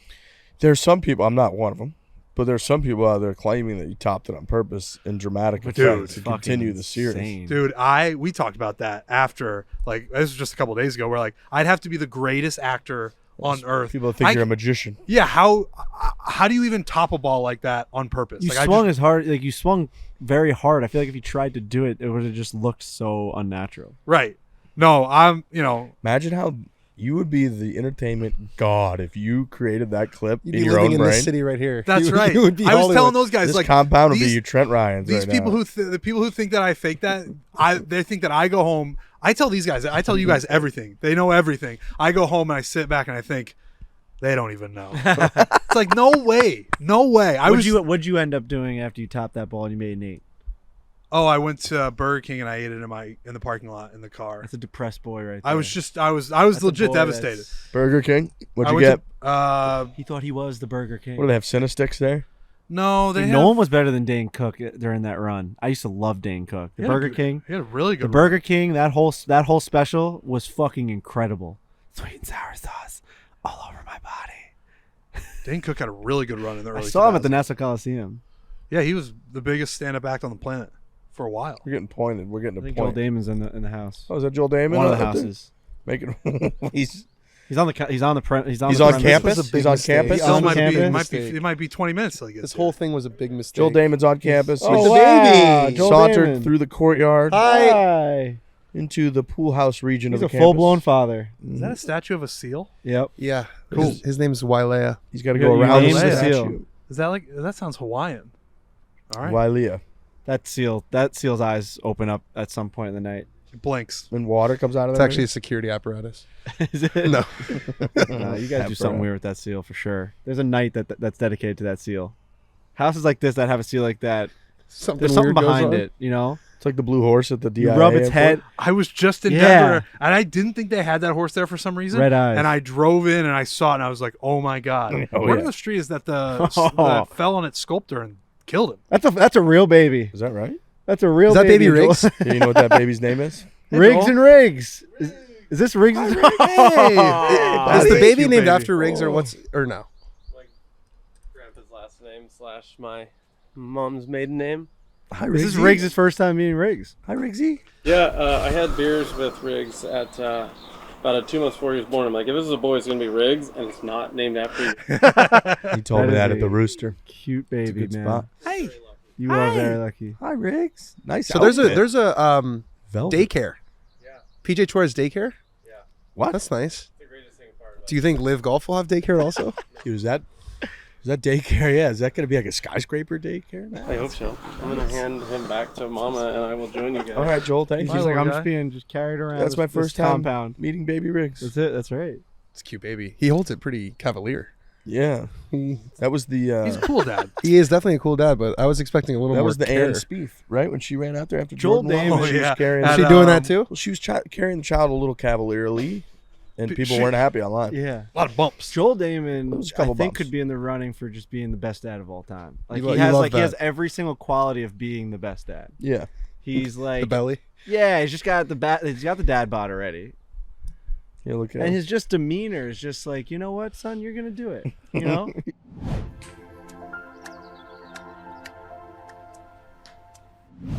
The golf capital of this world, this one world that we get to live at, planet Earth, is Myrtle Beach, South Carolina. It is. Mm-hmm. a great America's place. buddies trip, favorite buddies trip destination. If you're looking for a good time golf trip where you will leave with memories that last a lifetime, Myrtle Beach is that spot. We just put out a video. It's on YouTube right now. You can go watch it. It is the father-son scramble. We played at the Dye Club at Barefoot Yeah. in Myrtle Beach. Sounds hard. Pete Dye Golf Course. It's super difficult, but you're going to leave there being like, I just played one of the best courses in the world. You go into the pro shop. You see all the names of the people that have played there. Arnold Palmer, Tiger Woods, Jack Nicklaus. It's crazy. I've heard of those guys. They used to have the that Good golfer. Monday Post scramble. Masters, right? Yeah, that or Oh, yeah. the Pro-Am, sorry. Yeah. It'd be the Monday Pro-Am after the Masters. Everyone would fly into Myrtle Beach and they'd play at this Dye Club. It's an amazing track, and they've got hundreds just like it. If you want to plan a golf trip, visit www.playgolfmyrtlebeach.com. They got all the info on golf packages, courses, hotels, and things to do in one convenient place. That's important. That's important because as a guy that, plans golf trips, if you're the lead guy, the point man, it can be very difficult to figure out how's the lodging going to tie to the golf, going to tie to the restaurants or the go-karting or the mini golf, whatever the hell you're going to do. That's key. They got it all in one convenient place. Go to playgolfmyrtlebeach.com. And also, if you're the group leader that I just mentioned who organizes your buddy's trip, you're eligible to play for free. So be sure to ask one of Play Golf Myrtle Beach package partners for more info when you plan your golf trip. Speaking of free, if you want to visit Myrtle Beach, Play Golf Myrtle Beach is giving away a golf trip for you and 3 buddies. So go to foreplaymyrtlebeach.com. That's www.foreplaymyrtlebeach.com to enter to win a 3-day, 3-round golf trip to Myrtle Beach. That's foreplaymyrtlebeach.com. Enter, and you can win a 3-day, 3-round golf trip to Myrtle Beach.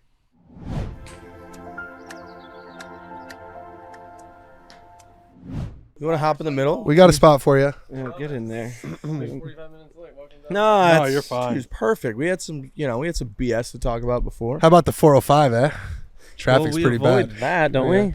Take some Sepulveda? I don't know. Yeah. Yeah, still bad. That shirt So reminds me of Wilshire? Wilshire, that's that right. shirt reminds me of when I knew we were really in love with you. Was when we took a picture after our scramble match, and you covered up the MGM sign in the picture. I got in trouble for that. Of course you did. A lot of trouble. We were Oh, like, 'cause yeah, it's a that's pen funny. thing. And then afterwards, we were like, I can't believe you did that. What an idiot. That was a very dumb thing. Well, we appreciate it. I love my sponsors, all of them. Yeah, that was, you were just trying to appease the company you were in. Are you guys impressed with the Rappaport's Compound. We haven't mentioned it once. Okay, cool.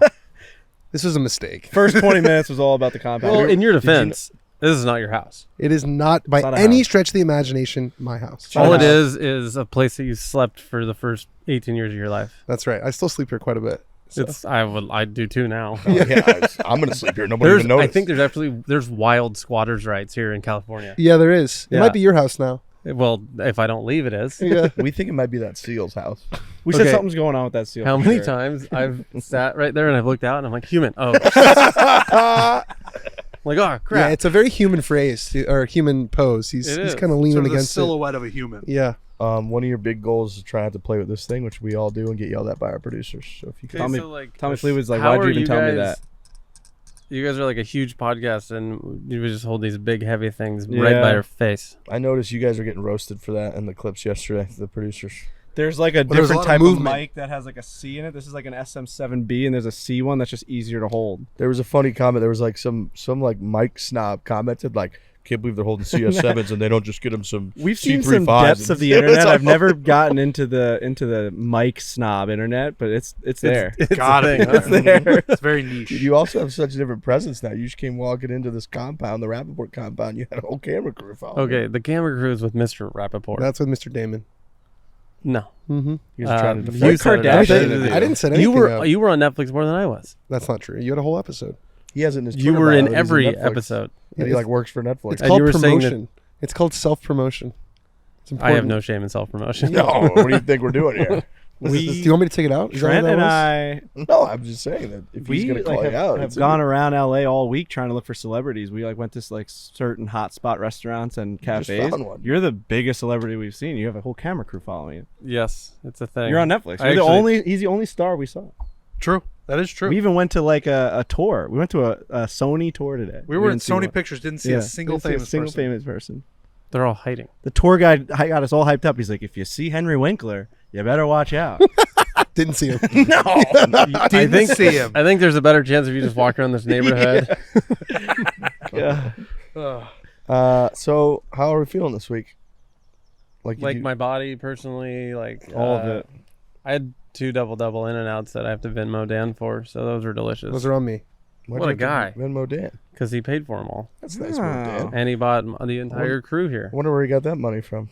himself because he works. He's a hard worker. For Probably you. the answer. For you. It's probably true. Are you technically the boss? No. Well, no.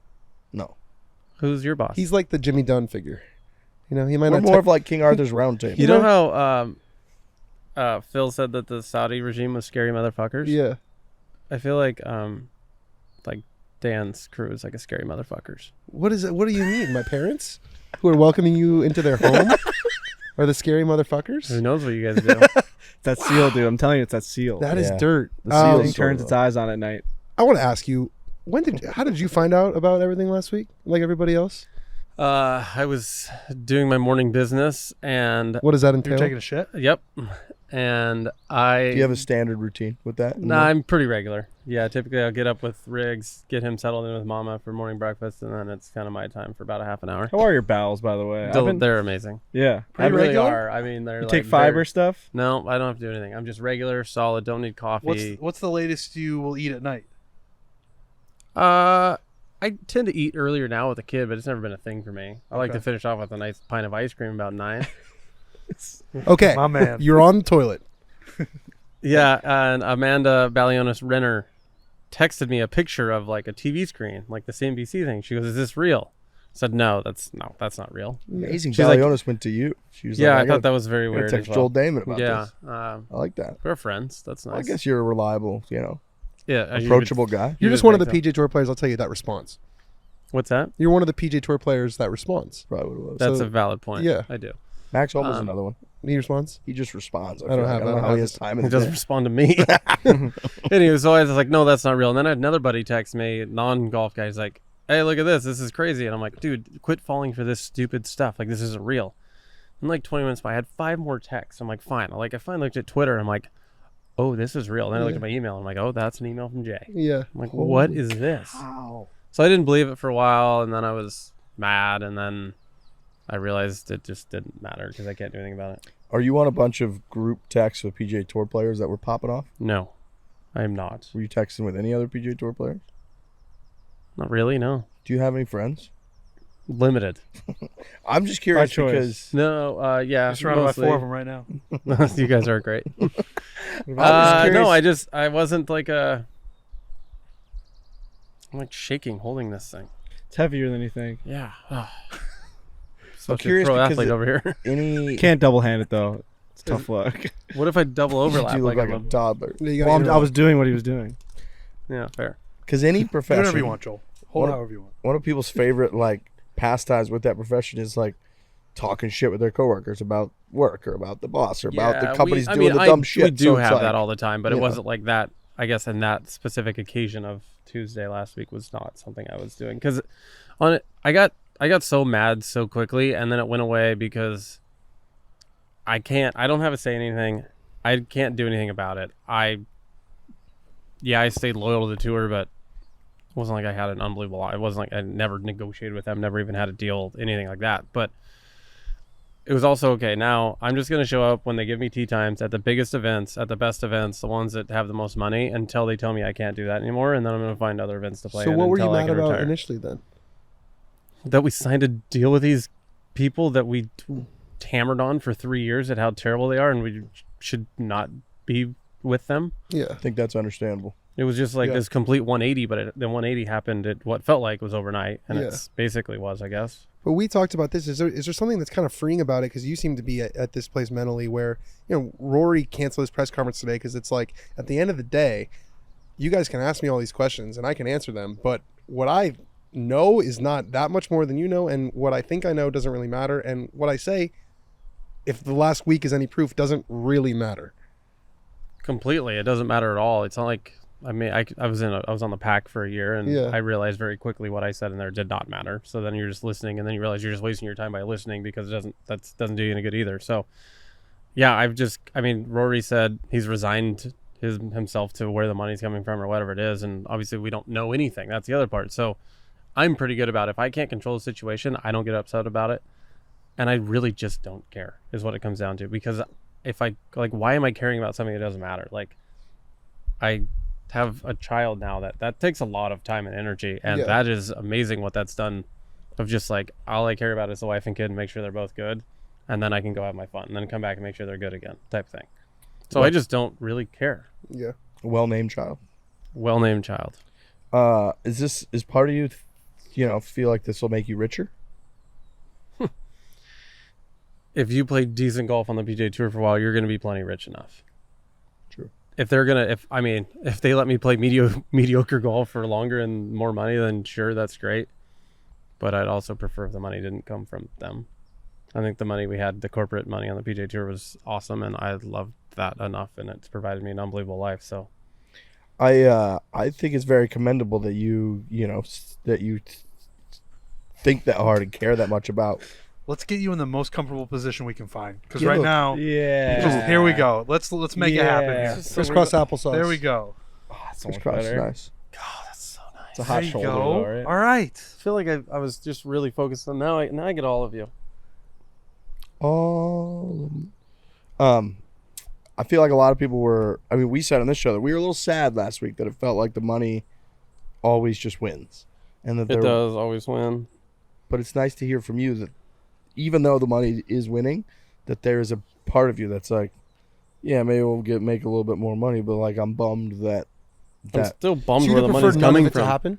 You would have preferred it to go Yes. back to 2019 and just keep life going? I mean, if you can't play golf at an average of an $8 to $10 million purse, then like how much more do you need? Inflation?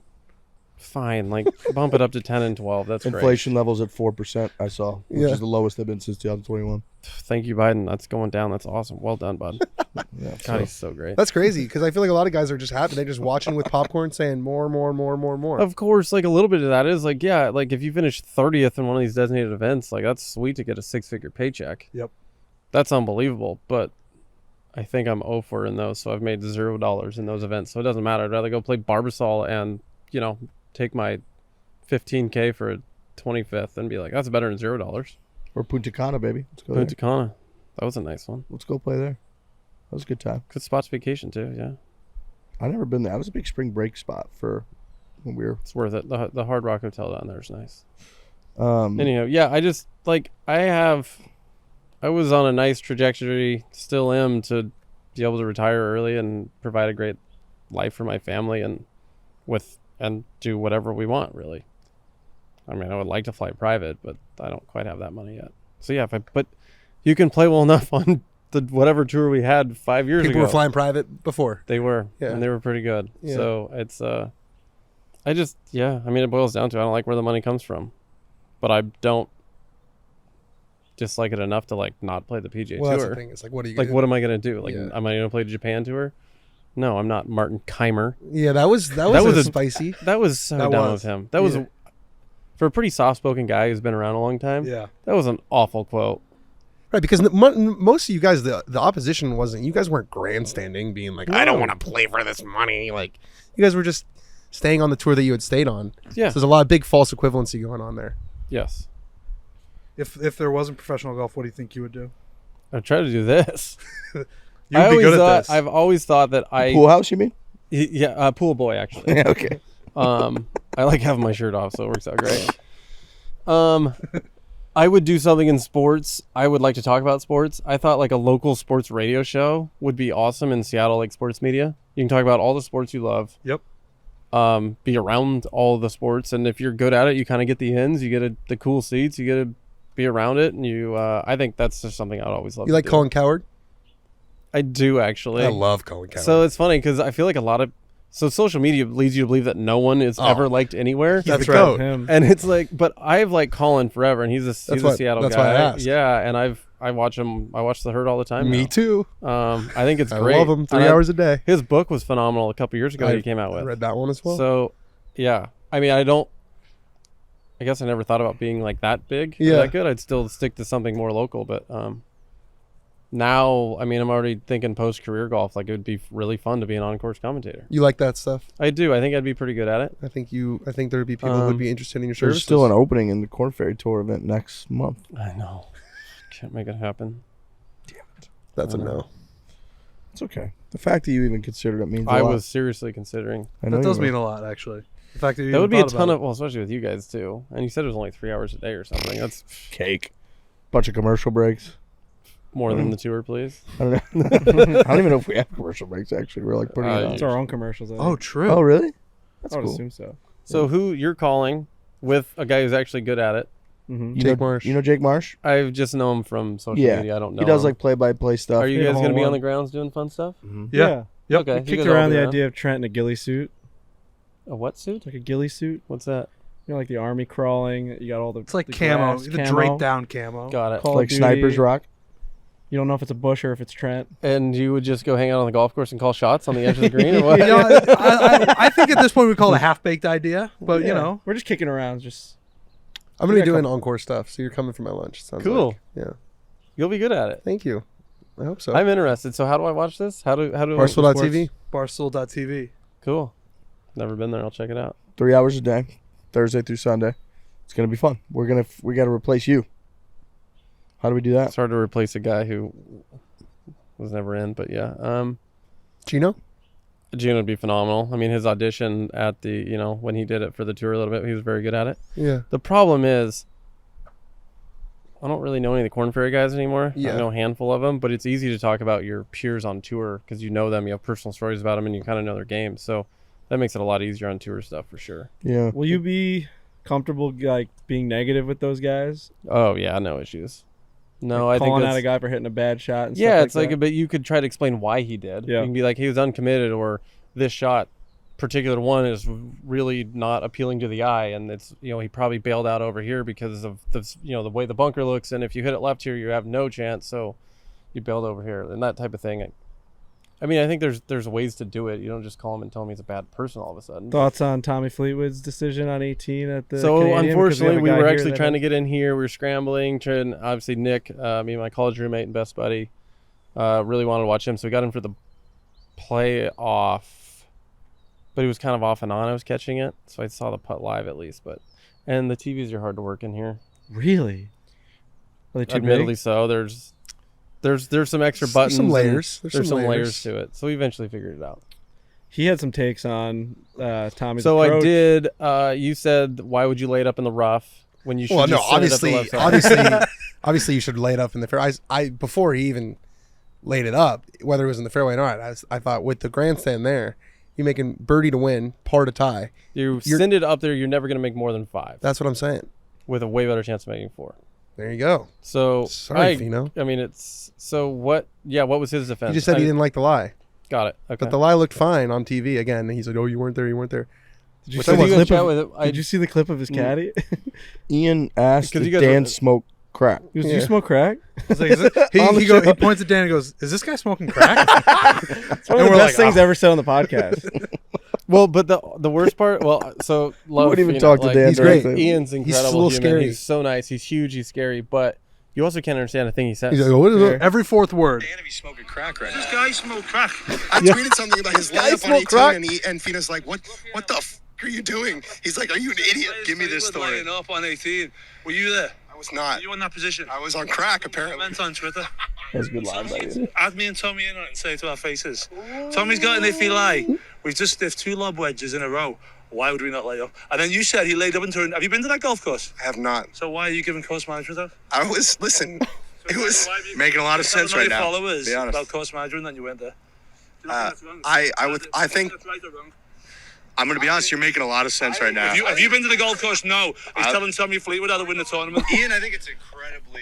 I thought the most honorable That's thing really that good. I've seen in a long time is you continually Me giving just him the handing mic. Yeah. That's like, this is a guy who's ripping you Yes. apart, and And you're I was like, a coward. He looked at me. me. I said, I agree with you. I didn't Yeah. even know what you guys were talking about. Yeah, you said I think it's ridiculous what he said. Yeah, I mean, the guy's scary. Yeah, he He's is scary. physically scary. He's got the, Yeah. he's got He's the a sleeve big and guy. tattoos. And then Tommy's just a Tommy lad. Tommy was laughing the whole time. Tommy's Which- kind of like lad he'll send a guy out on you, right? He's almost like a Peaky Blinders guy sitting in the back of the corner of the bar. You don't know what's like his deal, and then he's got that fucking guy walking through the front doors, being like, "You're my problem now." Well, that's what he's saying. He's like, I really like having him on my side. Exactly. I like how that's- intimidated he's- people get. His caddy is Arthur Shelby. Yeah. yeah. It's like when Tiger had Stevie Williams throwing cameras in the water and stuff. I think he actually legitimately got in trouble for that one. Yeah, I think he did. No, I think he got like sued. Like you can't Yeah. do that. It's Fair. destruction of That's property. fair point. You had the right angle though, Danny. You were just like, these are opinions. Like obviously you guys were there, so you might know. Well, it's also your more. job, Yeah, I'm gonna fire off takes. That's right. It's kind of the nature of the business. which is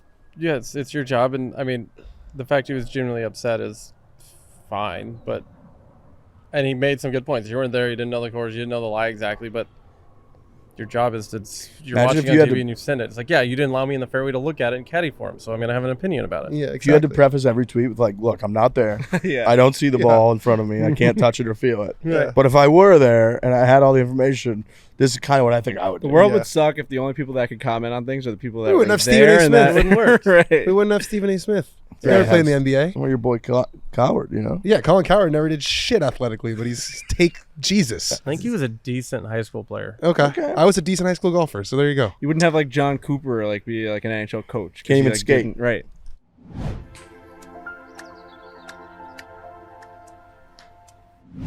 All right, Truly Hard Seltzer, big fan of the program, friend of the Barstool Classic for 5 years running now. Truly vodka seltzers. They're the new craze. They got the hot blue cans, hot in a stylistic sense. Yeah, we saw them probably at the latest cold, classic but that we nice. were at. We were in, where were we? We were in Wisconsin.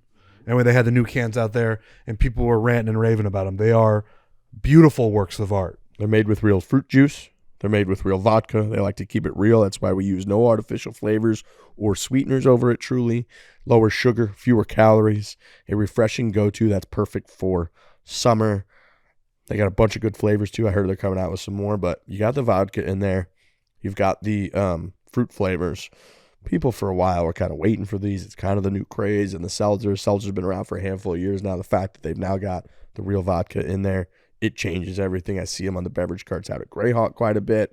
They're raving about them. The cart girls up there say everybody that tries them loves them. The people that we meet at the Barstool Classic try them, love them. My friends, who I've said are traditionally beer drinkers back in the Midwest, St. Louis, had them at the Barstool Classic in St. Louis about a month ago. Tried them, loved them. That was Thursday at PGA Championship week.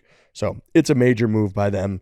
Go to trulyhardseltzer.com. You can find the Truly Vodka Seltzers near you. They're perfect for the summertime, refreshing.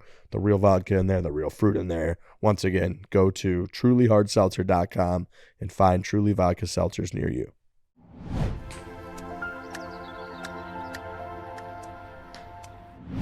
What'd you finish in the U.S. Open last year? 10th? T10. What do you think? This year's similar course? Can you do it? Is it a similar course? I don't know. I'm asking you. Like, what do you think? Were of you the there? course? Did you see I the was live? there. I was there all fucking week. I'm asking you what you think of He's LACC. just hanging out with his buddy Matt Fitzpatrick, rooting against everyone else. You guys are pals? You were not, LACC. you were not partial journalist in that moment. Well, I was on my way out as a journalist. So you I'm do not- whatever you I'm not a want. journalist Anyhow, anymore, yeah. Podcast. this week is You hide interesting behind that too. because It's nice. it will help to hit it, to hit it far. That's never not going to help you on any golf course. But there's so many quirks and unique things, and no one's ever played this course in a competitive environment, and especially this setup. So it'll be. We're joking. It's like, is 15 under going to win? Is even par going to win? I don't think anyone knows. And I Yeah. think they can control it by setup, and they can get these greens so hard and so fast overnight. I think that you can kind of do whatever you want, but there's going to be a lot of birdie opportunities, which will be a lot of fun. Yeah. And then there's just holes you're just hanging on your hat. 16, 17, 18 are brutal finishing stretch. But it's like, I think the most fun on the part of the golf course, and I hope there's plenty of TV, is 6, 7, 8. Because 6 is like a blind, drivable par 4 that's diabolical around the green if you hit in the wrong spot. If you hit a great shot, you're making easy birdie. If you hit a good shot that goes in a bad spot, you can make bogey over like so quick. So you 7's a wood, 3.5. 7 is a 3.5. You joked you could put a tough pin and just make it a par 4 for the day. Yeah. I mean, I hit 3 wood on 6, a drivable par 4. Then I turned around and hit driver on 7. I was going to say, it was into the wind. You're dangerously close to hitting the D stick. Well, on I hit 7. a very good 3 wood, and it came up just a couple feet short. So then I kind of hit a soft driver in there and went middle of the green. And I'm like, am I really going to hit driver in the U.S. Open on par 3? Do it, dude. Dude, that would go a long way for guys like me. And then 8's awesome because I hit a great drive, and it kind of runs out. So a lot of guys will be hitting hybrid or 3 wood off the tee, and then you have a hybrid or a very long iron again. And the way the hole sits, you have to hit it over a tree or hit a draw around. And you can, if you hit a great shot in there, you have a very good look at birdie or eagle even on 8. And then all of a sudden, if you miss hit it, you're going to be scrambling for a par. That's one of the things I'm getting from talking to some guys is that this course is a little more fun than you'd expect from a U.S. Open. There's options. It's a great word. There's options. So there's so many hole locations they can use on every green that practice rounds are taking forever because we're trying to chip to all these possible locations from different areas, and you feel like you have to. Typically, I'm not a huge practice round guy, but this week you have to like be in tune with what you're doing. Actually, pay attention where you're practicing and shots you're hitting, and every shot's going to be very. You have to pay attention to what you're doing out here. I mentioned that to you because we were following a couple of groups yesterday, and I was wondering like how much information are you retaining when you're just hitting a bunch of balls on those greens? You're putting to you just hope your random caddy's locations. paying attention a lot. Yeah, there are. I mean, I've actually wrote down a couple things this week that I normally don't write down. It's like Gino's very good at putting an X in the book to certain pins, and the other deal is we've played these courses over and over again. This is my 7th year on tour, so I figured these things out, and you just know. Or we have all the shot link data now, so you can look back over the last 5 years and see every shot that's hit. Flying blind this week. You could just this week there's nothing. Yeah, and I think the way that they can change the course setup too will completely change a bunch of stuff. So you're going to show up and you're not going to pay attention, and and you're going to get caught on a couple of these things where you thought it was a good shot in an okay spot, and it's just going to be in a horrific spot. Or you go for a green on a par 5 and you hit a great golf shot, and it gets in this long rough that's around the bunkers. And you're get some weird lies. You're not able to stand in it. You're not gonna be able to even chip it out sometimes. It'll be wild to watch. I'm excited to watch it as the much as I pros play pocket it. this week? Like who's like our members reaching out to players, being like, these are the spots. So Gino actually walked with a member that he knows on Monday morning. Brought him out fucking on Gino. the course, and he got it there at 6 a.m., which is the first time Gino's ever done that, I think. And walked around, so he actually has an idea. Because that's your shot link data right there. It's a guy that just plays the course every single day. Yeah, and a lot of times the problem is that the course changes so much, and then the members are obviously not professional golfers, so a lot of times they're giving you info. Well, this is how we play it. But even I think a lot of the info that Gino got from him was very good and turned out to be true the last 2 days, which is nice. It's interesting because I saw yesterday evening, I walked out there, and Rory was walking with just a couple wedges and a putter, and he was with Jeff Shackelford, big friend of the program, who was part of took him out of his home. Was part of the design of. He helped redo it.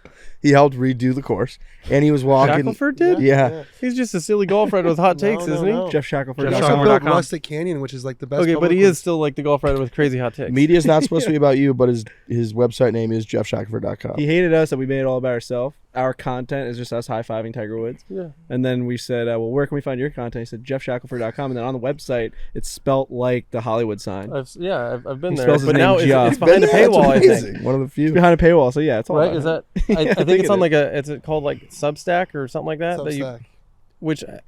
But Isn't I that tried like to click on an WordPress? article Is that like a recently, WordPress? What and is I that? But it's couldn't a get lot to it of- because a I'm lot not of, like, paying for his big crap. was left. I actually like the him. New York I Times. talked to him maybe at Pebble Beach U.S. Open. Anyhow, he had some interesting takes. He's but just I'm been not an mean to us, so architecture we guy. I were don't mean know to any of that stuff. I'm not a historian. Yeah. I don't know any of that stuff. I just show up and play golf. To my point, Rory was walking with him yesterday, and then I believe one of the head pros from the course. So he was getting. So clearly he was trying to take that same route of getting local information. I think for the, that's just you have to this week. There's just so many options, so many different angles. I can't wait to watch it on. I guess the problem with my times is I'm only going to get to watch it on Friday morning. Are you like first off or something? I'm early Thursday, so I'll get to be able to watch it Thursday afternoon a little bit. Come back here, put your feet up, look at the seal. Does the seal have a name? Wailea. Actually? Yeah. Oh, nice. It's very Hawaiian. It's a neighborhood in Hawaii. Yeah. Is that like your guys' favorite neighborhood in Hawaii? Yeah. Amazing. I got you to make the Wailea, cut that's this like week, around by the way. golf course here in Sony area. Sorry.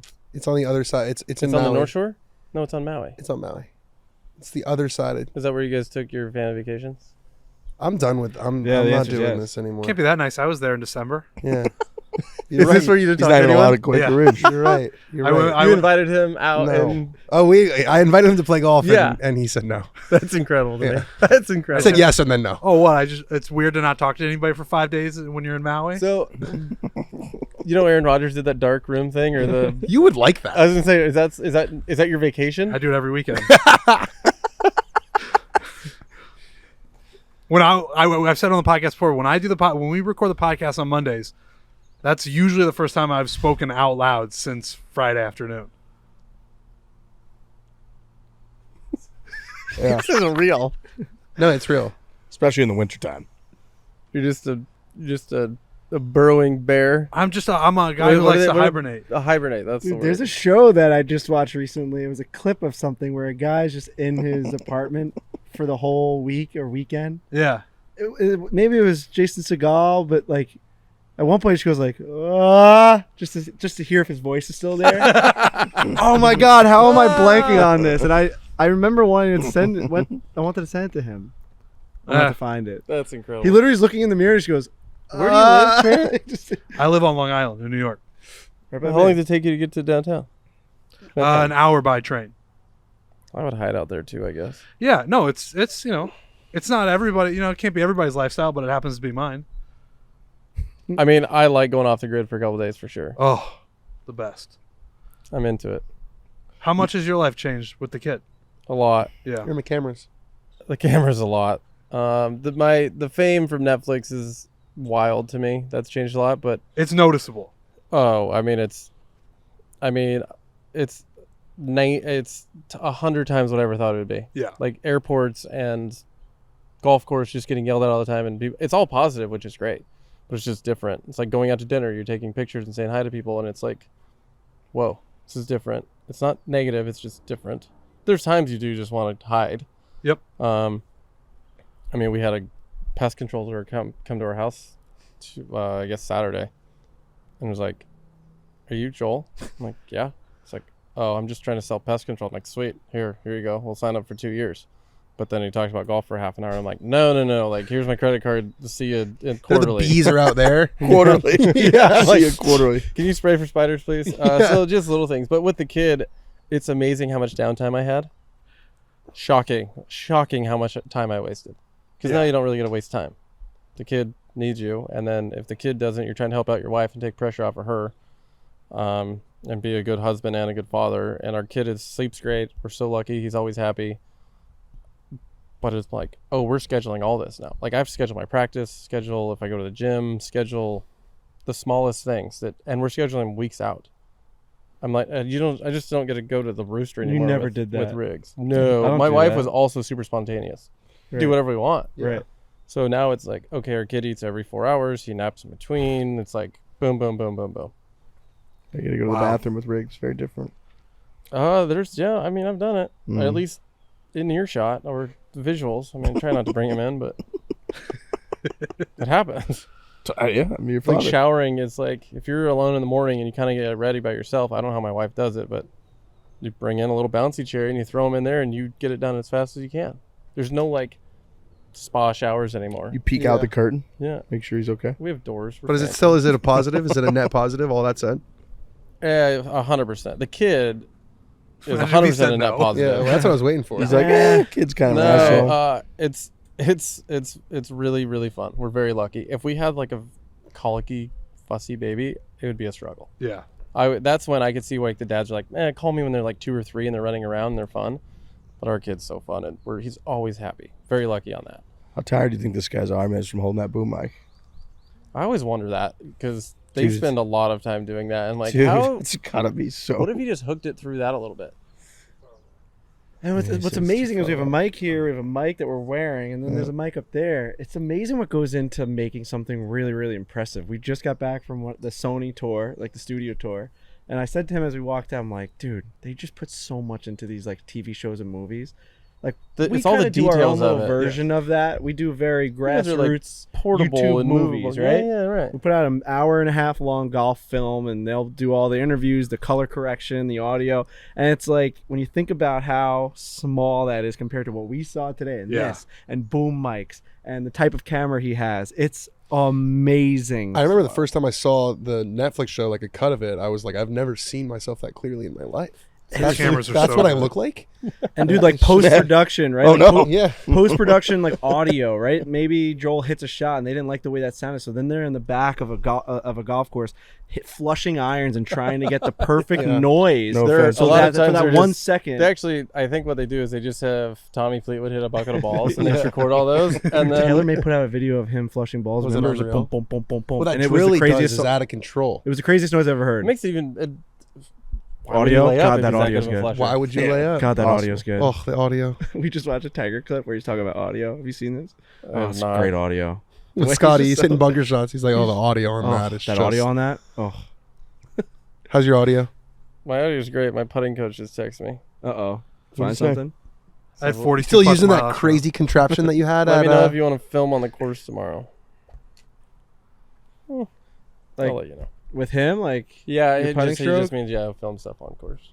so you have to decide if you want to know that feedback going into a major championship like this. It's not so much. So it's always like we always work on the same thing. Well, I mean, roughly. Obviously, you're trying to get better at putting, but it's always just on course putting is different. It's so different because you can recreate actual putts that you can guess where the hole locations are and hit those and kind of do that. So it's always different out on the course than it is on the putting green because a lot of times you have all your extra stuff, or you just grab it, you're raking out the ball, and you hit it again, like so. But yeah, he'll do it every now and then. I'm not a huge putting's so feel, and I've been working hard with these guys, and they're great. I just don't know. Well, at this point, I'm the problem.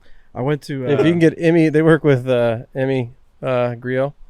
He just had an insane putting week at Colonial and 21, wins, yeah. and I'm like, well, if they're working with him and they've done that with him, I can do that too. Yeah, you I'm can. the problem. It's Your me. ball striking Yeah. stats are good this year. Thank you. Yeah. Yeah, I hit it pretty good most of the time, and I'm actually starting to flush. Might be a Ooh. wild 4-week stretch for me here. Might get Ooh. real hot. Ooh, It you took into you the, to you're make the next cut this week. Auto. Auto.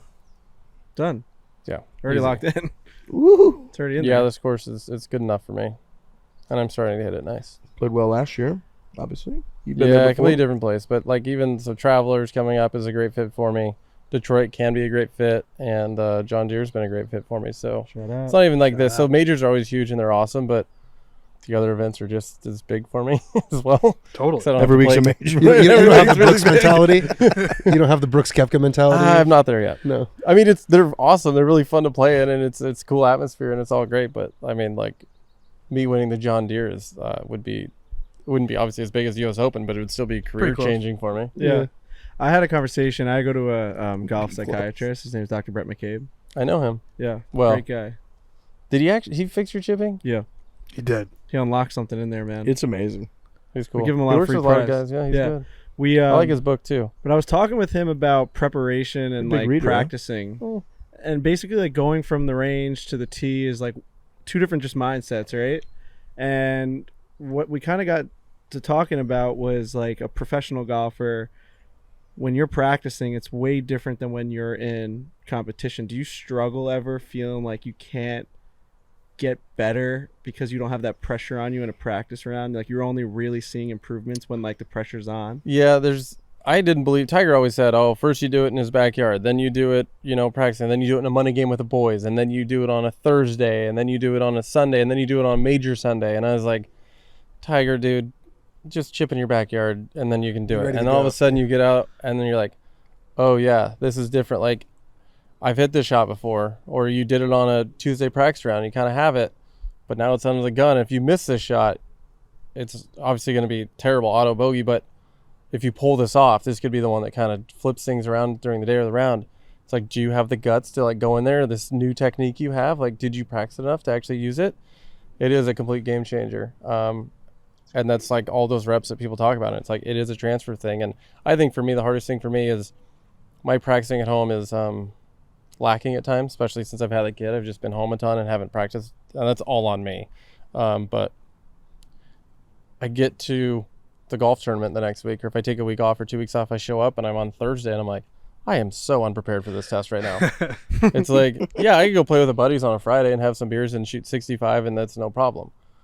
But then all of a sudden you show up next week, you're like, man, I did not study enough for this test. Right. And so a lot of times for me, it's playing into it and I can get in a nice groove. So I played 3 weeks in a row, a week off, and this is 1 of 4 in a row for me.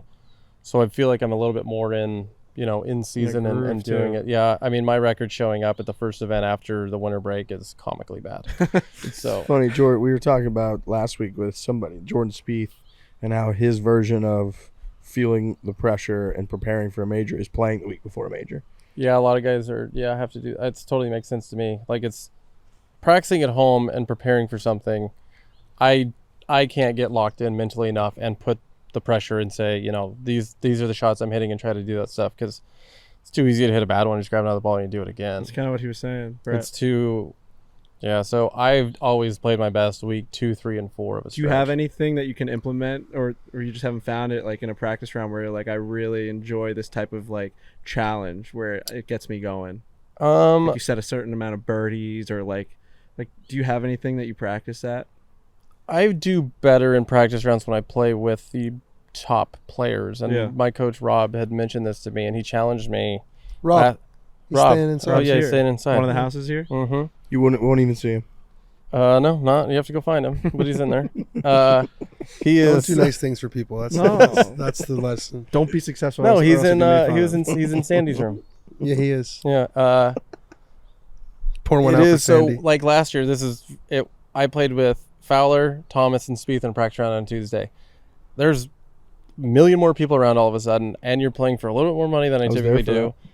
And all of a sudden, like, you're locked in on a Tuesday hitting golf shots. That's like, great, That is yeah. a big thing. I think for me, it's easy just to go out and slap balls around on a Tuesday or a Wednesday, even the Pro-Am, because you're entertaining your guys, and you're just like, oh, whatever. And then you kind of get done. You're like, well, did I get anything out of that? Did I You probably get that better? in Scottsdale though, if you wanted to. You get some like competitive money games. Totally. Right? Oh, yeah, there's plenty of that going on. But I'll play one every time, whenever you want. yeah. Dude, here's a little inside. We remember baseball the same thing for place. gambling. We are. Like, look at if you're like, you want to see if a guy's gonna have a good week. Look to see who his like practice pairings are. If he has like a really competitive game, maybe you know, like It works for some people, and it's just and it's gets nice you the way more to ready. Yeah, it does. If you're locked in a little bit more, and a lot of people like to relax on the Tuesday, Wednesday to get to stay mentally fresh. But I think locking in for the 3 hours and actually, I played a game with Streelman today, but you hit it and then you chip a million other balls and then you run around and you're like, oh, I got a par putt. Oh, I forgot about it. And you go slap it. It's like not The quite the games same. you're talking about, the practice rounds are like, we're playing one ball. You're not hitting multiple shots. Yeah. We're playing around. Right. Yeah. Yeah. And I do better in that sense. That's cool. I like because that. the other deal is you have to hit your bad shots now in the practice round. You're hitting out of the rough. You're hitting out of this bunker. Yeah. And all of a sudden, a lot of times we just hit one. Oh, we don't like it. You hit another one. Then Right. you play the good ball. Yeah. Well, that's not preparing you because you're Right. not going to hit every fairway. You're not going to hit it perfectly on the green. So it's nice to actually play yeah. a ball that is where it's realistically going to So go. Billy Marshall like kick a ball to like the middle of the fairway and he just like ripped one from there on 18 on Monday. He's like, I'm just not hitting it out of here. Yeah. I It's mean, I don't know if that was a stop, but he Yeah. clearly just he kicked it up to where I guess he thought his drive should have been. Yeah, we've all done it. Yeah. Yeah. Of I'd course. be up there if I Oh, if I focused. hit I'd it be up good. there. Yeah, exactly. It's like, I'd rather practice from where it's gonna be. Yeah. and it's like, well, you just hit it here, and you're probably gonna hit it there. And sometimes I get on some holes like, well, from here I'm toast. I'm just chipping out to 150 yard or 100 yard marker. I get that, but Yeah. for me, like speaking of 18, I hit 3-wood into 18 today. What? Thing's In a off the monster. left, That's not a back 3-wood left green. pin. That's not a 3-wood green. I hit it to 4 feet. No big deal. 4 feet? Yeah. This cut is a lock. This guy's making the cut. There's no problem. Yeah, that was a nice one, but Is it always into the wind? in off the left, and I hit kind of a. But the tees feeble where they have these guys are unrecognizable. 17's way longer than I thought. 17 It's is sick. all down. 17 is a sick hole. But the tee no, that we play, it's a sick hole, and it's like evil sick. yes. It's because I had a decent drive out there. I think I had 200 front still. I played with Keegan Bradley today. He hit a good one. I think he said 180 front. If you miss the drive, you have no chance. You're just you have to lay up because of the way the green sits. But if you have a firm green there and it's on the weekend and you're coming with a long iron, it almost slopes front to back. It does, and then it runs left to right, and the green the green slopes left to right and the green hooks right to left. Yeah. There's no room to hit that ball. Yeah. That is going to be. You're standing Everyone's on going to be it for chipping quite a from while. long That's right a and the green fucked runs up away green. from The you. tee box that you normally play is like on the other side of 9T. It's like 60 yards. Can't up. you Yeah. play your T-ball onto like 2 or something like that? Yeah, they left. used to do Saying that. that So that's what they were doing when they had the Walker Cup. Yeah. Sam There was Burns no was rough saying over that there, no yesterday. trees, so guys were just bombing Bombing it driver down left. too. Yeah, fair. Not anymore. That is not. And the other part is now 17 is a super narrow tee shot. Yeah. You have I think it's a red hazard down the right, or at least the Branca It's junk. Branca, yeah. And at least the wind's off the right there. But if you're in the left rough, and the way these bunkers are this week, you can't run them into the bunkers because they have all the It'll stuff just around stay, it. and you got 1 foot in. A lot of times we'll just gas one as hard as we can in a bunker somewhere, knowing it'll be fine. And this week there is none of that. Yeah. Well, also like the sand at Memorial, so packed that like it comes to the bottom. Always sits down. This bottom. stuff, it just like stays where it is. So if And it then rolls in, it'll just stay it just on like... or it'll stay like 2 feet in, Oh, yeah, and it's yeah, like Now you have a funky line and yeah, sitting down a it's, little bit. it's You're going to see some very wild golf shots around the greens this week, which is fun for viewers. And it's ones that come to just I like on a can't wait straight to line. watch. I'm so excited. this will be phenomenal. gonna I hope be great. I hope it shows as good as on TV as it is. It will. The drone Yeah. shots with the city in the background are going to be sexual. Good word. Huh. I just wish the 6th hole was like Bless you, the Frankie. 16th hole. Because it's that. It's that awesome Yeah. and that crazy of a hole. Are you going to go for it? I think you have there's a middle back right pin Yeah. where I might lay up too because it catches the ball better, but any left pin you have to send it right. But you're not actually trying to go for it as hitting on the green because you can't really do that, and a driver goes over the green. So my 3-wood, I'm just going to try to hit short right over there, give and even yourself in the rough over there because 15 you can feet, 20 chip it feet. on the green. Yeah. I think if you play that hole in even par, you're not going to lose that much. This You think week. it's going to play around even par? I do, because How there'll be long too many is it? guys who hit it. I think it's like adjusted down the hill like 275 front. Amazing. Completely blind. Have no idea where you're hitting. There's going to be a lot of guys who lay up and then hop one into the back bunker And then you're make toast. 7. And yeah, or guys hit a pretty good tee ball with 3-wood and it pulls a little bit and it goes in that bunker rough area, like I did yesterday. And we couldn't find our ball for 3 minutes, and the spotter was telling us where it was. Yeah. So that'll be wild. gonna be Because then, if you get aggressive, and you think you can hit it on the green from there, and it doesn't go on the green, now you're making a mess. Yeah. What about that the 230 or so par 3 like 4th hole or something? Yeah, down the hill. Down the hill. Mhm. Lionel Richie's house on the right side. Is that one? his That house? one? We were all Yes, talking about it yes, yesterday. Yes. I didn't even know that. So I tweeted That out. one's. I mean, yeah, I hit that 4-iron in. It's off the all left, and the way it night falls off on the long? right is a super brutal, and the green slopes left to right. So you can see some action there. I thought we might see some action because it looked like even anything that comes up short would roll all the way down into like the thick stuff. I hit 4 bad shots off that tee yesterday, so I'm gonna try to do better tomorrow. But This guy's ready. The best part was 10 minutes ago. He's like, "I'm flushing it. I'm sure right now." it's a hard shot. Yeah, it's a hard shot. It's a hard shot. I mean, 3 of the 4 weren't that bad at golf shots, but on that hole they weren't great. right. Which hole's the 75-yard hole? 15. So What's the story on that thing? it's almost dumb at the short one because there's no room to hit it. So I was walking to 11T when Fitzpatrick was on 15.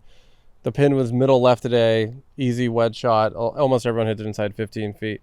But then we all went up and dropped to that 75, 80-yard shot to the right pin. And we stood and watched Matt hit 4 balls. He hit the first one, absolutely dimed it, and skipped over the green. The next 2, I kind of yelled at him, and he's like, yeah, I'm going to try to cut this wedge in here kind of off the bank. And both landed short because you're trying to get so precise into the slope. And we, in our group today, we hit 2 great shots. Hit and spun down. You still have 30 feet down of 4% slope. People are going to complain about that hole on Saturday. They're going to put it 78 yards. It's going to be up there. It and will people are be gonna the complain. most complained about hole. Yeah. Because you have 78 yards, and the best shot you can hit is probably 25 feet. wow. Wow. Wow. That's cool, though. That's, I That don't- gets me going. that There is yeah. no... I mean, maybe, if you're first off and How you're just do you screwing get up. it tight? How do is it, what's So the, you have basically like 1 foot to land it into, because people don't understand is on the front of that green it pitches away from you, so you can hit this absolutely perfect dimed ripping lob wedge and it'll skip to the back. So People are gonna you almost bitch. have to land it in the rough and have it like skip out and it'll tumble down to Let's it. do that. Tyrrell's going to be must-watch television on that hole. It'll be. I mean, there'll be spot. He's gonna be great. He's got to permanently mic him up and then charge like a little pay-per-view Yeah, fee. yeah. And Take my money. oh, I'd pay a lot of money for it. Dimed. I like this term. Dimed. You have to I dime like a that. wedge shot Dimed it. because you have to Dimed hit and it audio. onto a Onto dime. things I fucking picked up. dime. Hit it onto a dime.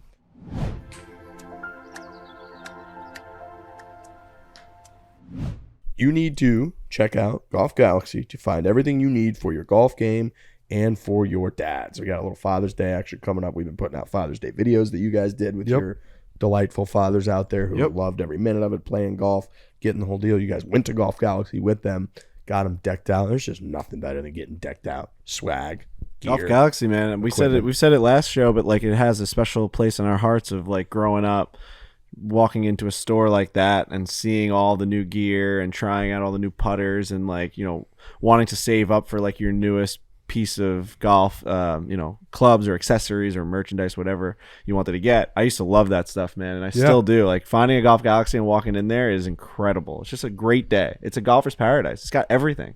Golf Galaxy has literally everything you want when it comes to clubs and gear, plus all the best brands in shirts and shoes and hats and more. Golf Galaxy offers a best price guarantee. So if you find a lower price elsewhere, Golf Galaxy will match it. If you're running late for your tee time, Golf Galaxy's free curbside pickup gets your gear in 1 hour or less and out on the course even faster. No more ties or weird stuff for dads this Father's Day. Go to Golf Galaxy. Get your dad the one gift that fits everybody. That's a Golf Galaxy gift card. You can even buy them online. Head over to your closest Golf Galaxy or go online and shop for the best clubs, the best hats, shirts, and shoes from all of golf's top brands at Golf Galaxy.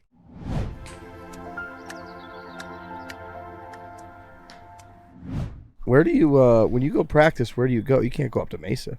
I practice at TBC most of the time. My Yeah. coach, Rob Rochelle, is there. Because if you go to Mesa, you get dragged into a boozy money game in 2 seconds. Yeah, I've played Mesa 3 times since a kid for that exact reason. that makes a lot of sense. And one of them was Friday. So prep for the U.S. Open.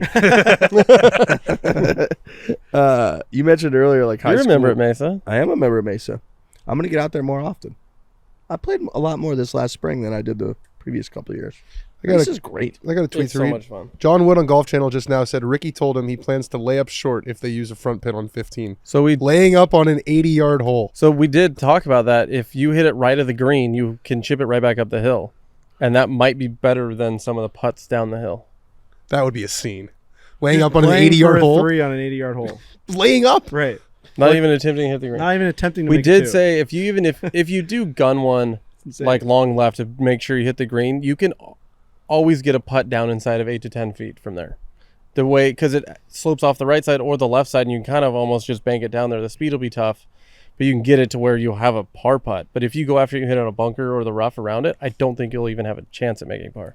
It's Shinnecock. It's 7th hole Shinnecock in like 04 when they literally Oh, was that the Redan. They Redan. watered? Yeah, they were watering, every group. group, and you literally couldn't hit the green. It was like if you missed it long left was the best spot to miss it, which is where I think like Phil missed or whatever. But you could actually hit it up the hill, like you're saying. I don't know what the coverage is, or NBC has it this week, I think, right?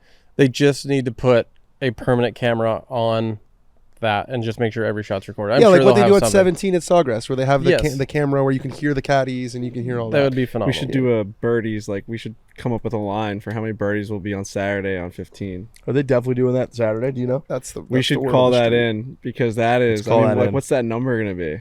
3.5. Right? Is it like 6 and is it legit like 7 birdies on the hole for the day would be Because impressive? if everyone plays it the way I think they will, playing mostly smart, let's say 90% of the guys hit it, a good shot goes to 25 to 40 feet.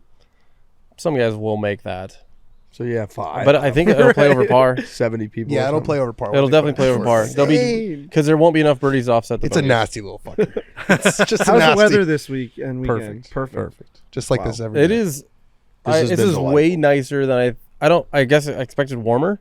No, it doesn't really The get sun's hot kinda here. Strong. That's, It doesn't I thought really we were get far hot. enough inland. No, we're not that far inland. We're probably only about I got less than 10 miles from the beach, and it's Don't- like there's no humidity, so it's perfect. Don't disrespect unbelievable. the Rappaports. We're not that far. You inland. think the they beach built is this compound? 10 You think miles. they build this compound in a not You perfect? think we couldn't get to the beach So- in no time? Also, they've been here for 40 years. This was not like I this know. when they built it as Yeah. well. 34 years. Isn't Dude, it you crazy? Is that rub what the it is? seal's Yeah. head and you all go down and it takes you in. You basically go down a slide. It takes you to the ocean. See the Getty Center over there? My wife What is the Getty is Center? It's an art going museum. It's there amazing. tomorrow. Really? It's worth seeing. Yeah, I think Lana's going there Really tomorrow. cool. There's So do nothing you to do remember the with movie, Getty, like the company? like the oil? Do you remember the movie All the Money in the World, Oh. where they kidnapped his grandson and he would not pay the ransom because he thought it would set a bad precedent that they would kidnap his other grandchildren. So they like fucked up his kid beyond belief, like sent him a piece of his ear. Oh. You never saw All the Money in the World. It's a good movie. Yeah, J. Paul Getty, as in Getty Oil, built that one, and then there's a Getty Villa in Malibu. That's like a old Tuscan villa, and that's worth seeing. She plans on going there. Yeah, I don't know if it's tomorrow. He ended up paying it, but he was not happy. Well, after he was the kid like died Didn't of have like any a years. drug overdose. It was not good. Oh, jeez. Yeah. This really. that's I don't know. The weather's nice out here today. Man. What other have you gone to the stars or the moon recently or anything in outer space? I don't know. You're Just always talking on about my like black brain. holes Well, and that we stuff. found.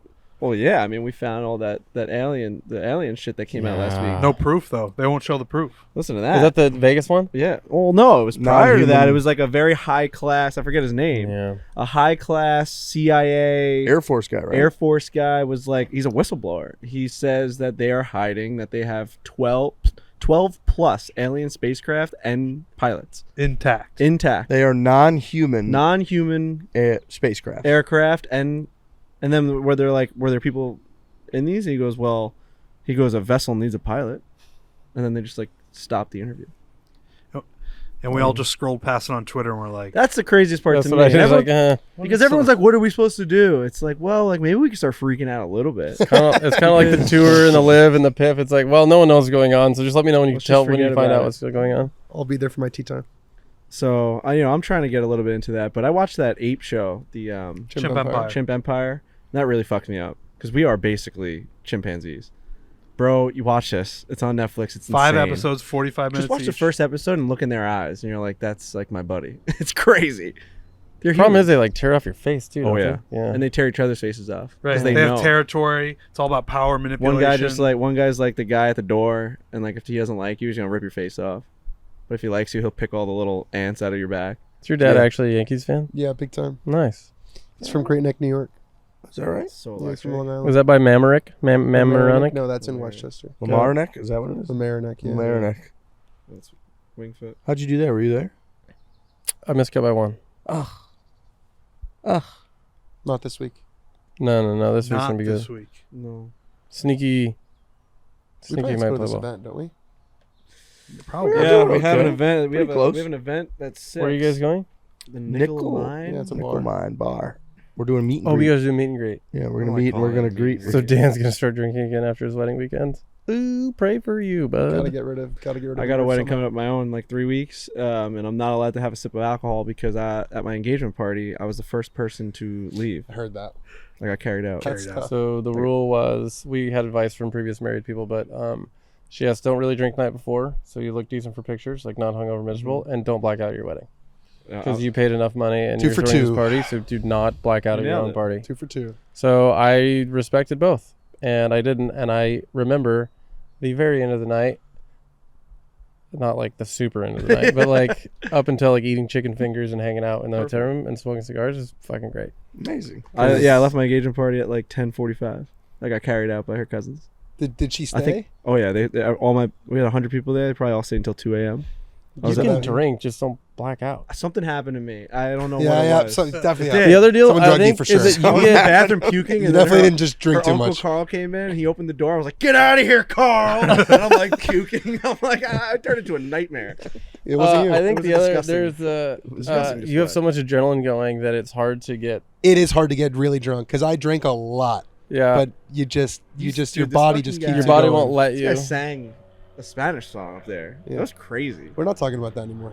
That was a moment that came and went. That was It impressive. was a great wedding. We Wait had a a good minute. time. It's not. That was impressive. No, I know. You sang in fluent Spanish. Yeah, it was good. It was insane. Yeah, Oh, and it was like a raucous Slip song the too. heck It wasn't in, just like it wasn't like a baby. ballad. yeah. No, It was good. like It was J Balvin. It was The horns were going. It was nuts. That's awesome. It was Yeah, cool. I've got a video of it. I'll show you That's after. We had a good night. Cool. Really fun. How far away is the Nickel place? It's like 10 minutes. We really should get going. 15 Yeah, minutes. you can't be late to your own kind of party. These boys got to wrap up. We got to go. Well, we don't. I would love to talk to him for 6 We're hours. doing okay. I mean, if we're a few minutes late to our own thing, I mean, it's not like a. It's not a Brendan's play. freaking It's out. not like it Brendan doesn't- doesn't want to be late. Brennan's got a little bit of anxiety. No, we got to about it. get there. We got to get there. This guy's got a kid and everything. That takes you out of a lot of things now. Looking around, where is that? You don't Where have is to. that You don't kid? have to show Okay, up this is to, the only like, media stupid- availability. It's a great Oh, the out kid's right now. swimming. That's Sorry, I fine. got the kid. That's an amazing thing. to You're do. like, oh no, I gotta take care of the kid. Yeah. Should have been holding it this way the whole time. This way's Dude, I was good. worried about like you were gonna have a little of a weak wrist this week if you were holding it in the wrong spot because it's I'm a. dialed now, Okay. right at the end. That's a Well, little cheers. Thank suspect you way for to- everyone always, coming. Always It's nice for you guys to come back to the guest house this week. Do you have your own address back there? I actually get Uber Eats from over the hill. Just toss it over. You guys take the helicopter to a Chick-fil-A. It's awesome, Dan. Sorry, It's Dan. not- That's good. I find it weird that culture almost makes it like you're like embarrassed. It's crazy. This is like the peak of what like humanity. We live in a capitalist society, and you guys did better than most people. Right. It's not supposed to be embarrassed. It's honestly Well, the other thing is like humbling you that were you're like born embarrassed into by this. it. Like, This what is are the you nicest supposed to do, place like, I've ever been reject in my your entire family? life. Exactly. Dude, they brought us over here. This is lovely. This is the nicest place I've ever Actually been. very noble for me to embrace my family. Despite Yes. the circumstances. 100%. I know it's been tough. Yeah. Or Okay, the let's fact that you just wrap played this beer up, pong 'cause- right over there on that table for when you were young. All right, Joel Damon. Thanks for having Best me of on, luck fellas. this This week, is man. long overdue. But yeah, thank you. This Have is your fun first time tonight. on the podcast? No, No it's way. been a long. It's been a while. It has been. Yeah. I say this to Sky Sheffer a lot, but I want to say the same thing to you. Is I'm very proud of you. Thank I've known you. you for a long time, and I feel like your path has really risen to the top. And I feel like you had like some. You see this in the Netflix doc, but like you had some doubts or maybe like some self things going on where like I don't know if I can be that guy if I'm going to be that guy, and you just are, and you're fucking crushing it, man. Thank And it's you. really I nice to remember- see. Appreciate that. Yeah. In that same vein, I remember having conversations with these guys when we first started doing videos and podcasts with you. We were like, if we can get this guy more exposure, if someone can get this guy more exposure, it's better for the game of golf because he's genuinely a good guy, and these are the type of personalities the game of golf Enter needs. 300 million Here subscribers. came this little network came in. Yeah. No, it's and then really Netflix been- came in. Yes, yes. It's kind of What a video wild. that That, was. well, Barstool. I mean, you guys obviously opened a lot of doors as well, but it's kind of amazing, like being kind of a normal human who just happens to be a little bit better at golf than other people, but still like enjoys their life and enjoys being around friends and doing fun things. But you can still play golf. It's like, yeah, you can do this. You got it pretty good. I got it great. I'm very lucky. I get the most comments ever since that show came out about you. People are like, is that Joel Damon guy? Just seems like the most down to earth, like normal guy ever. Try to be. I mean, I do cool shit all the time, but I just don't tell people how cool it is. It's a good idea. Keep that up. Yeah, just low profile. Well, good luck this week. I do man. fly first We're class. obvi- as you should. You deserve it. We, Joel Damon, thank you. We're rooting for you. Thank Good you luck. guys. Thanks, Cheers. Joel.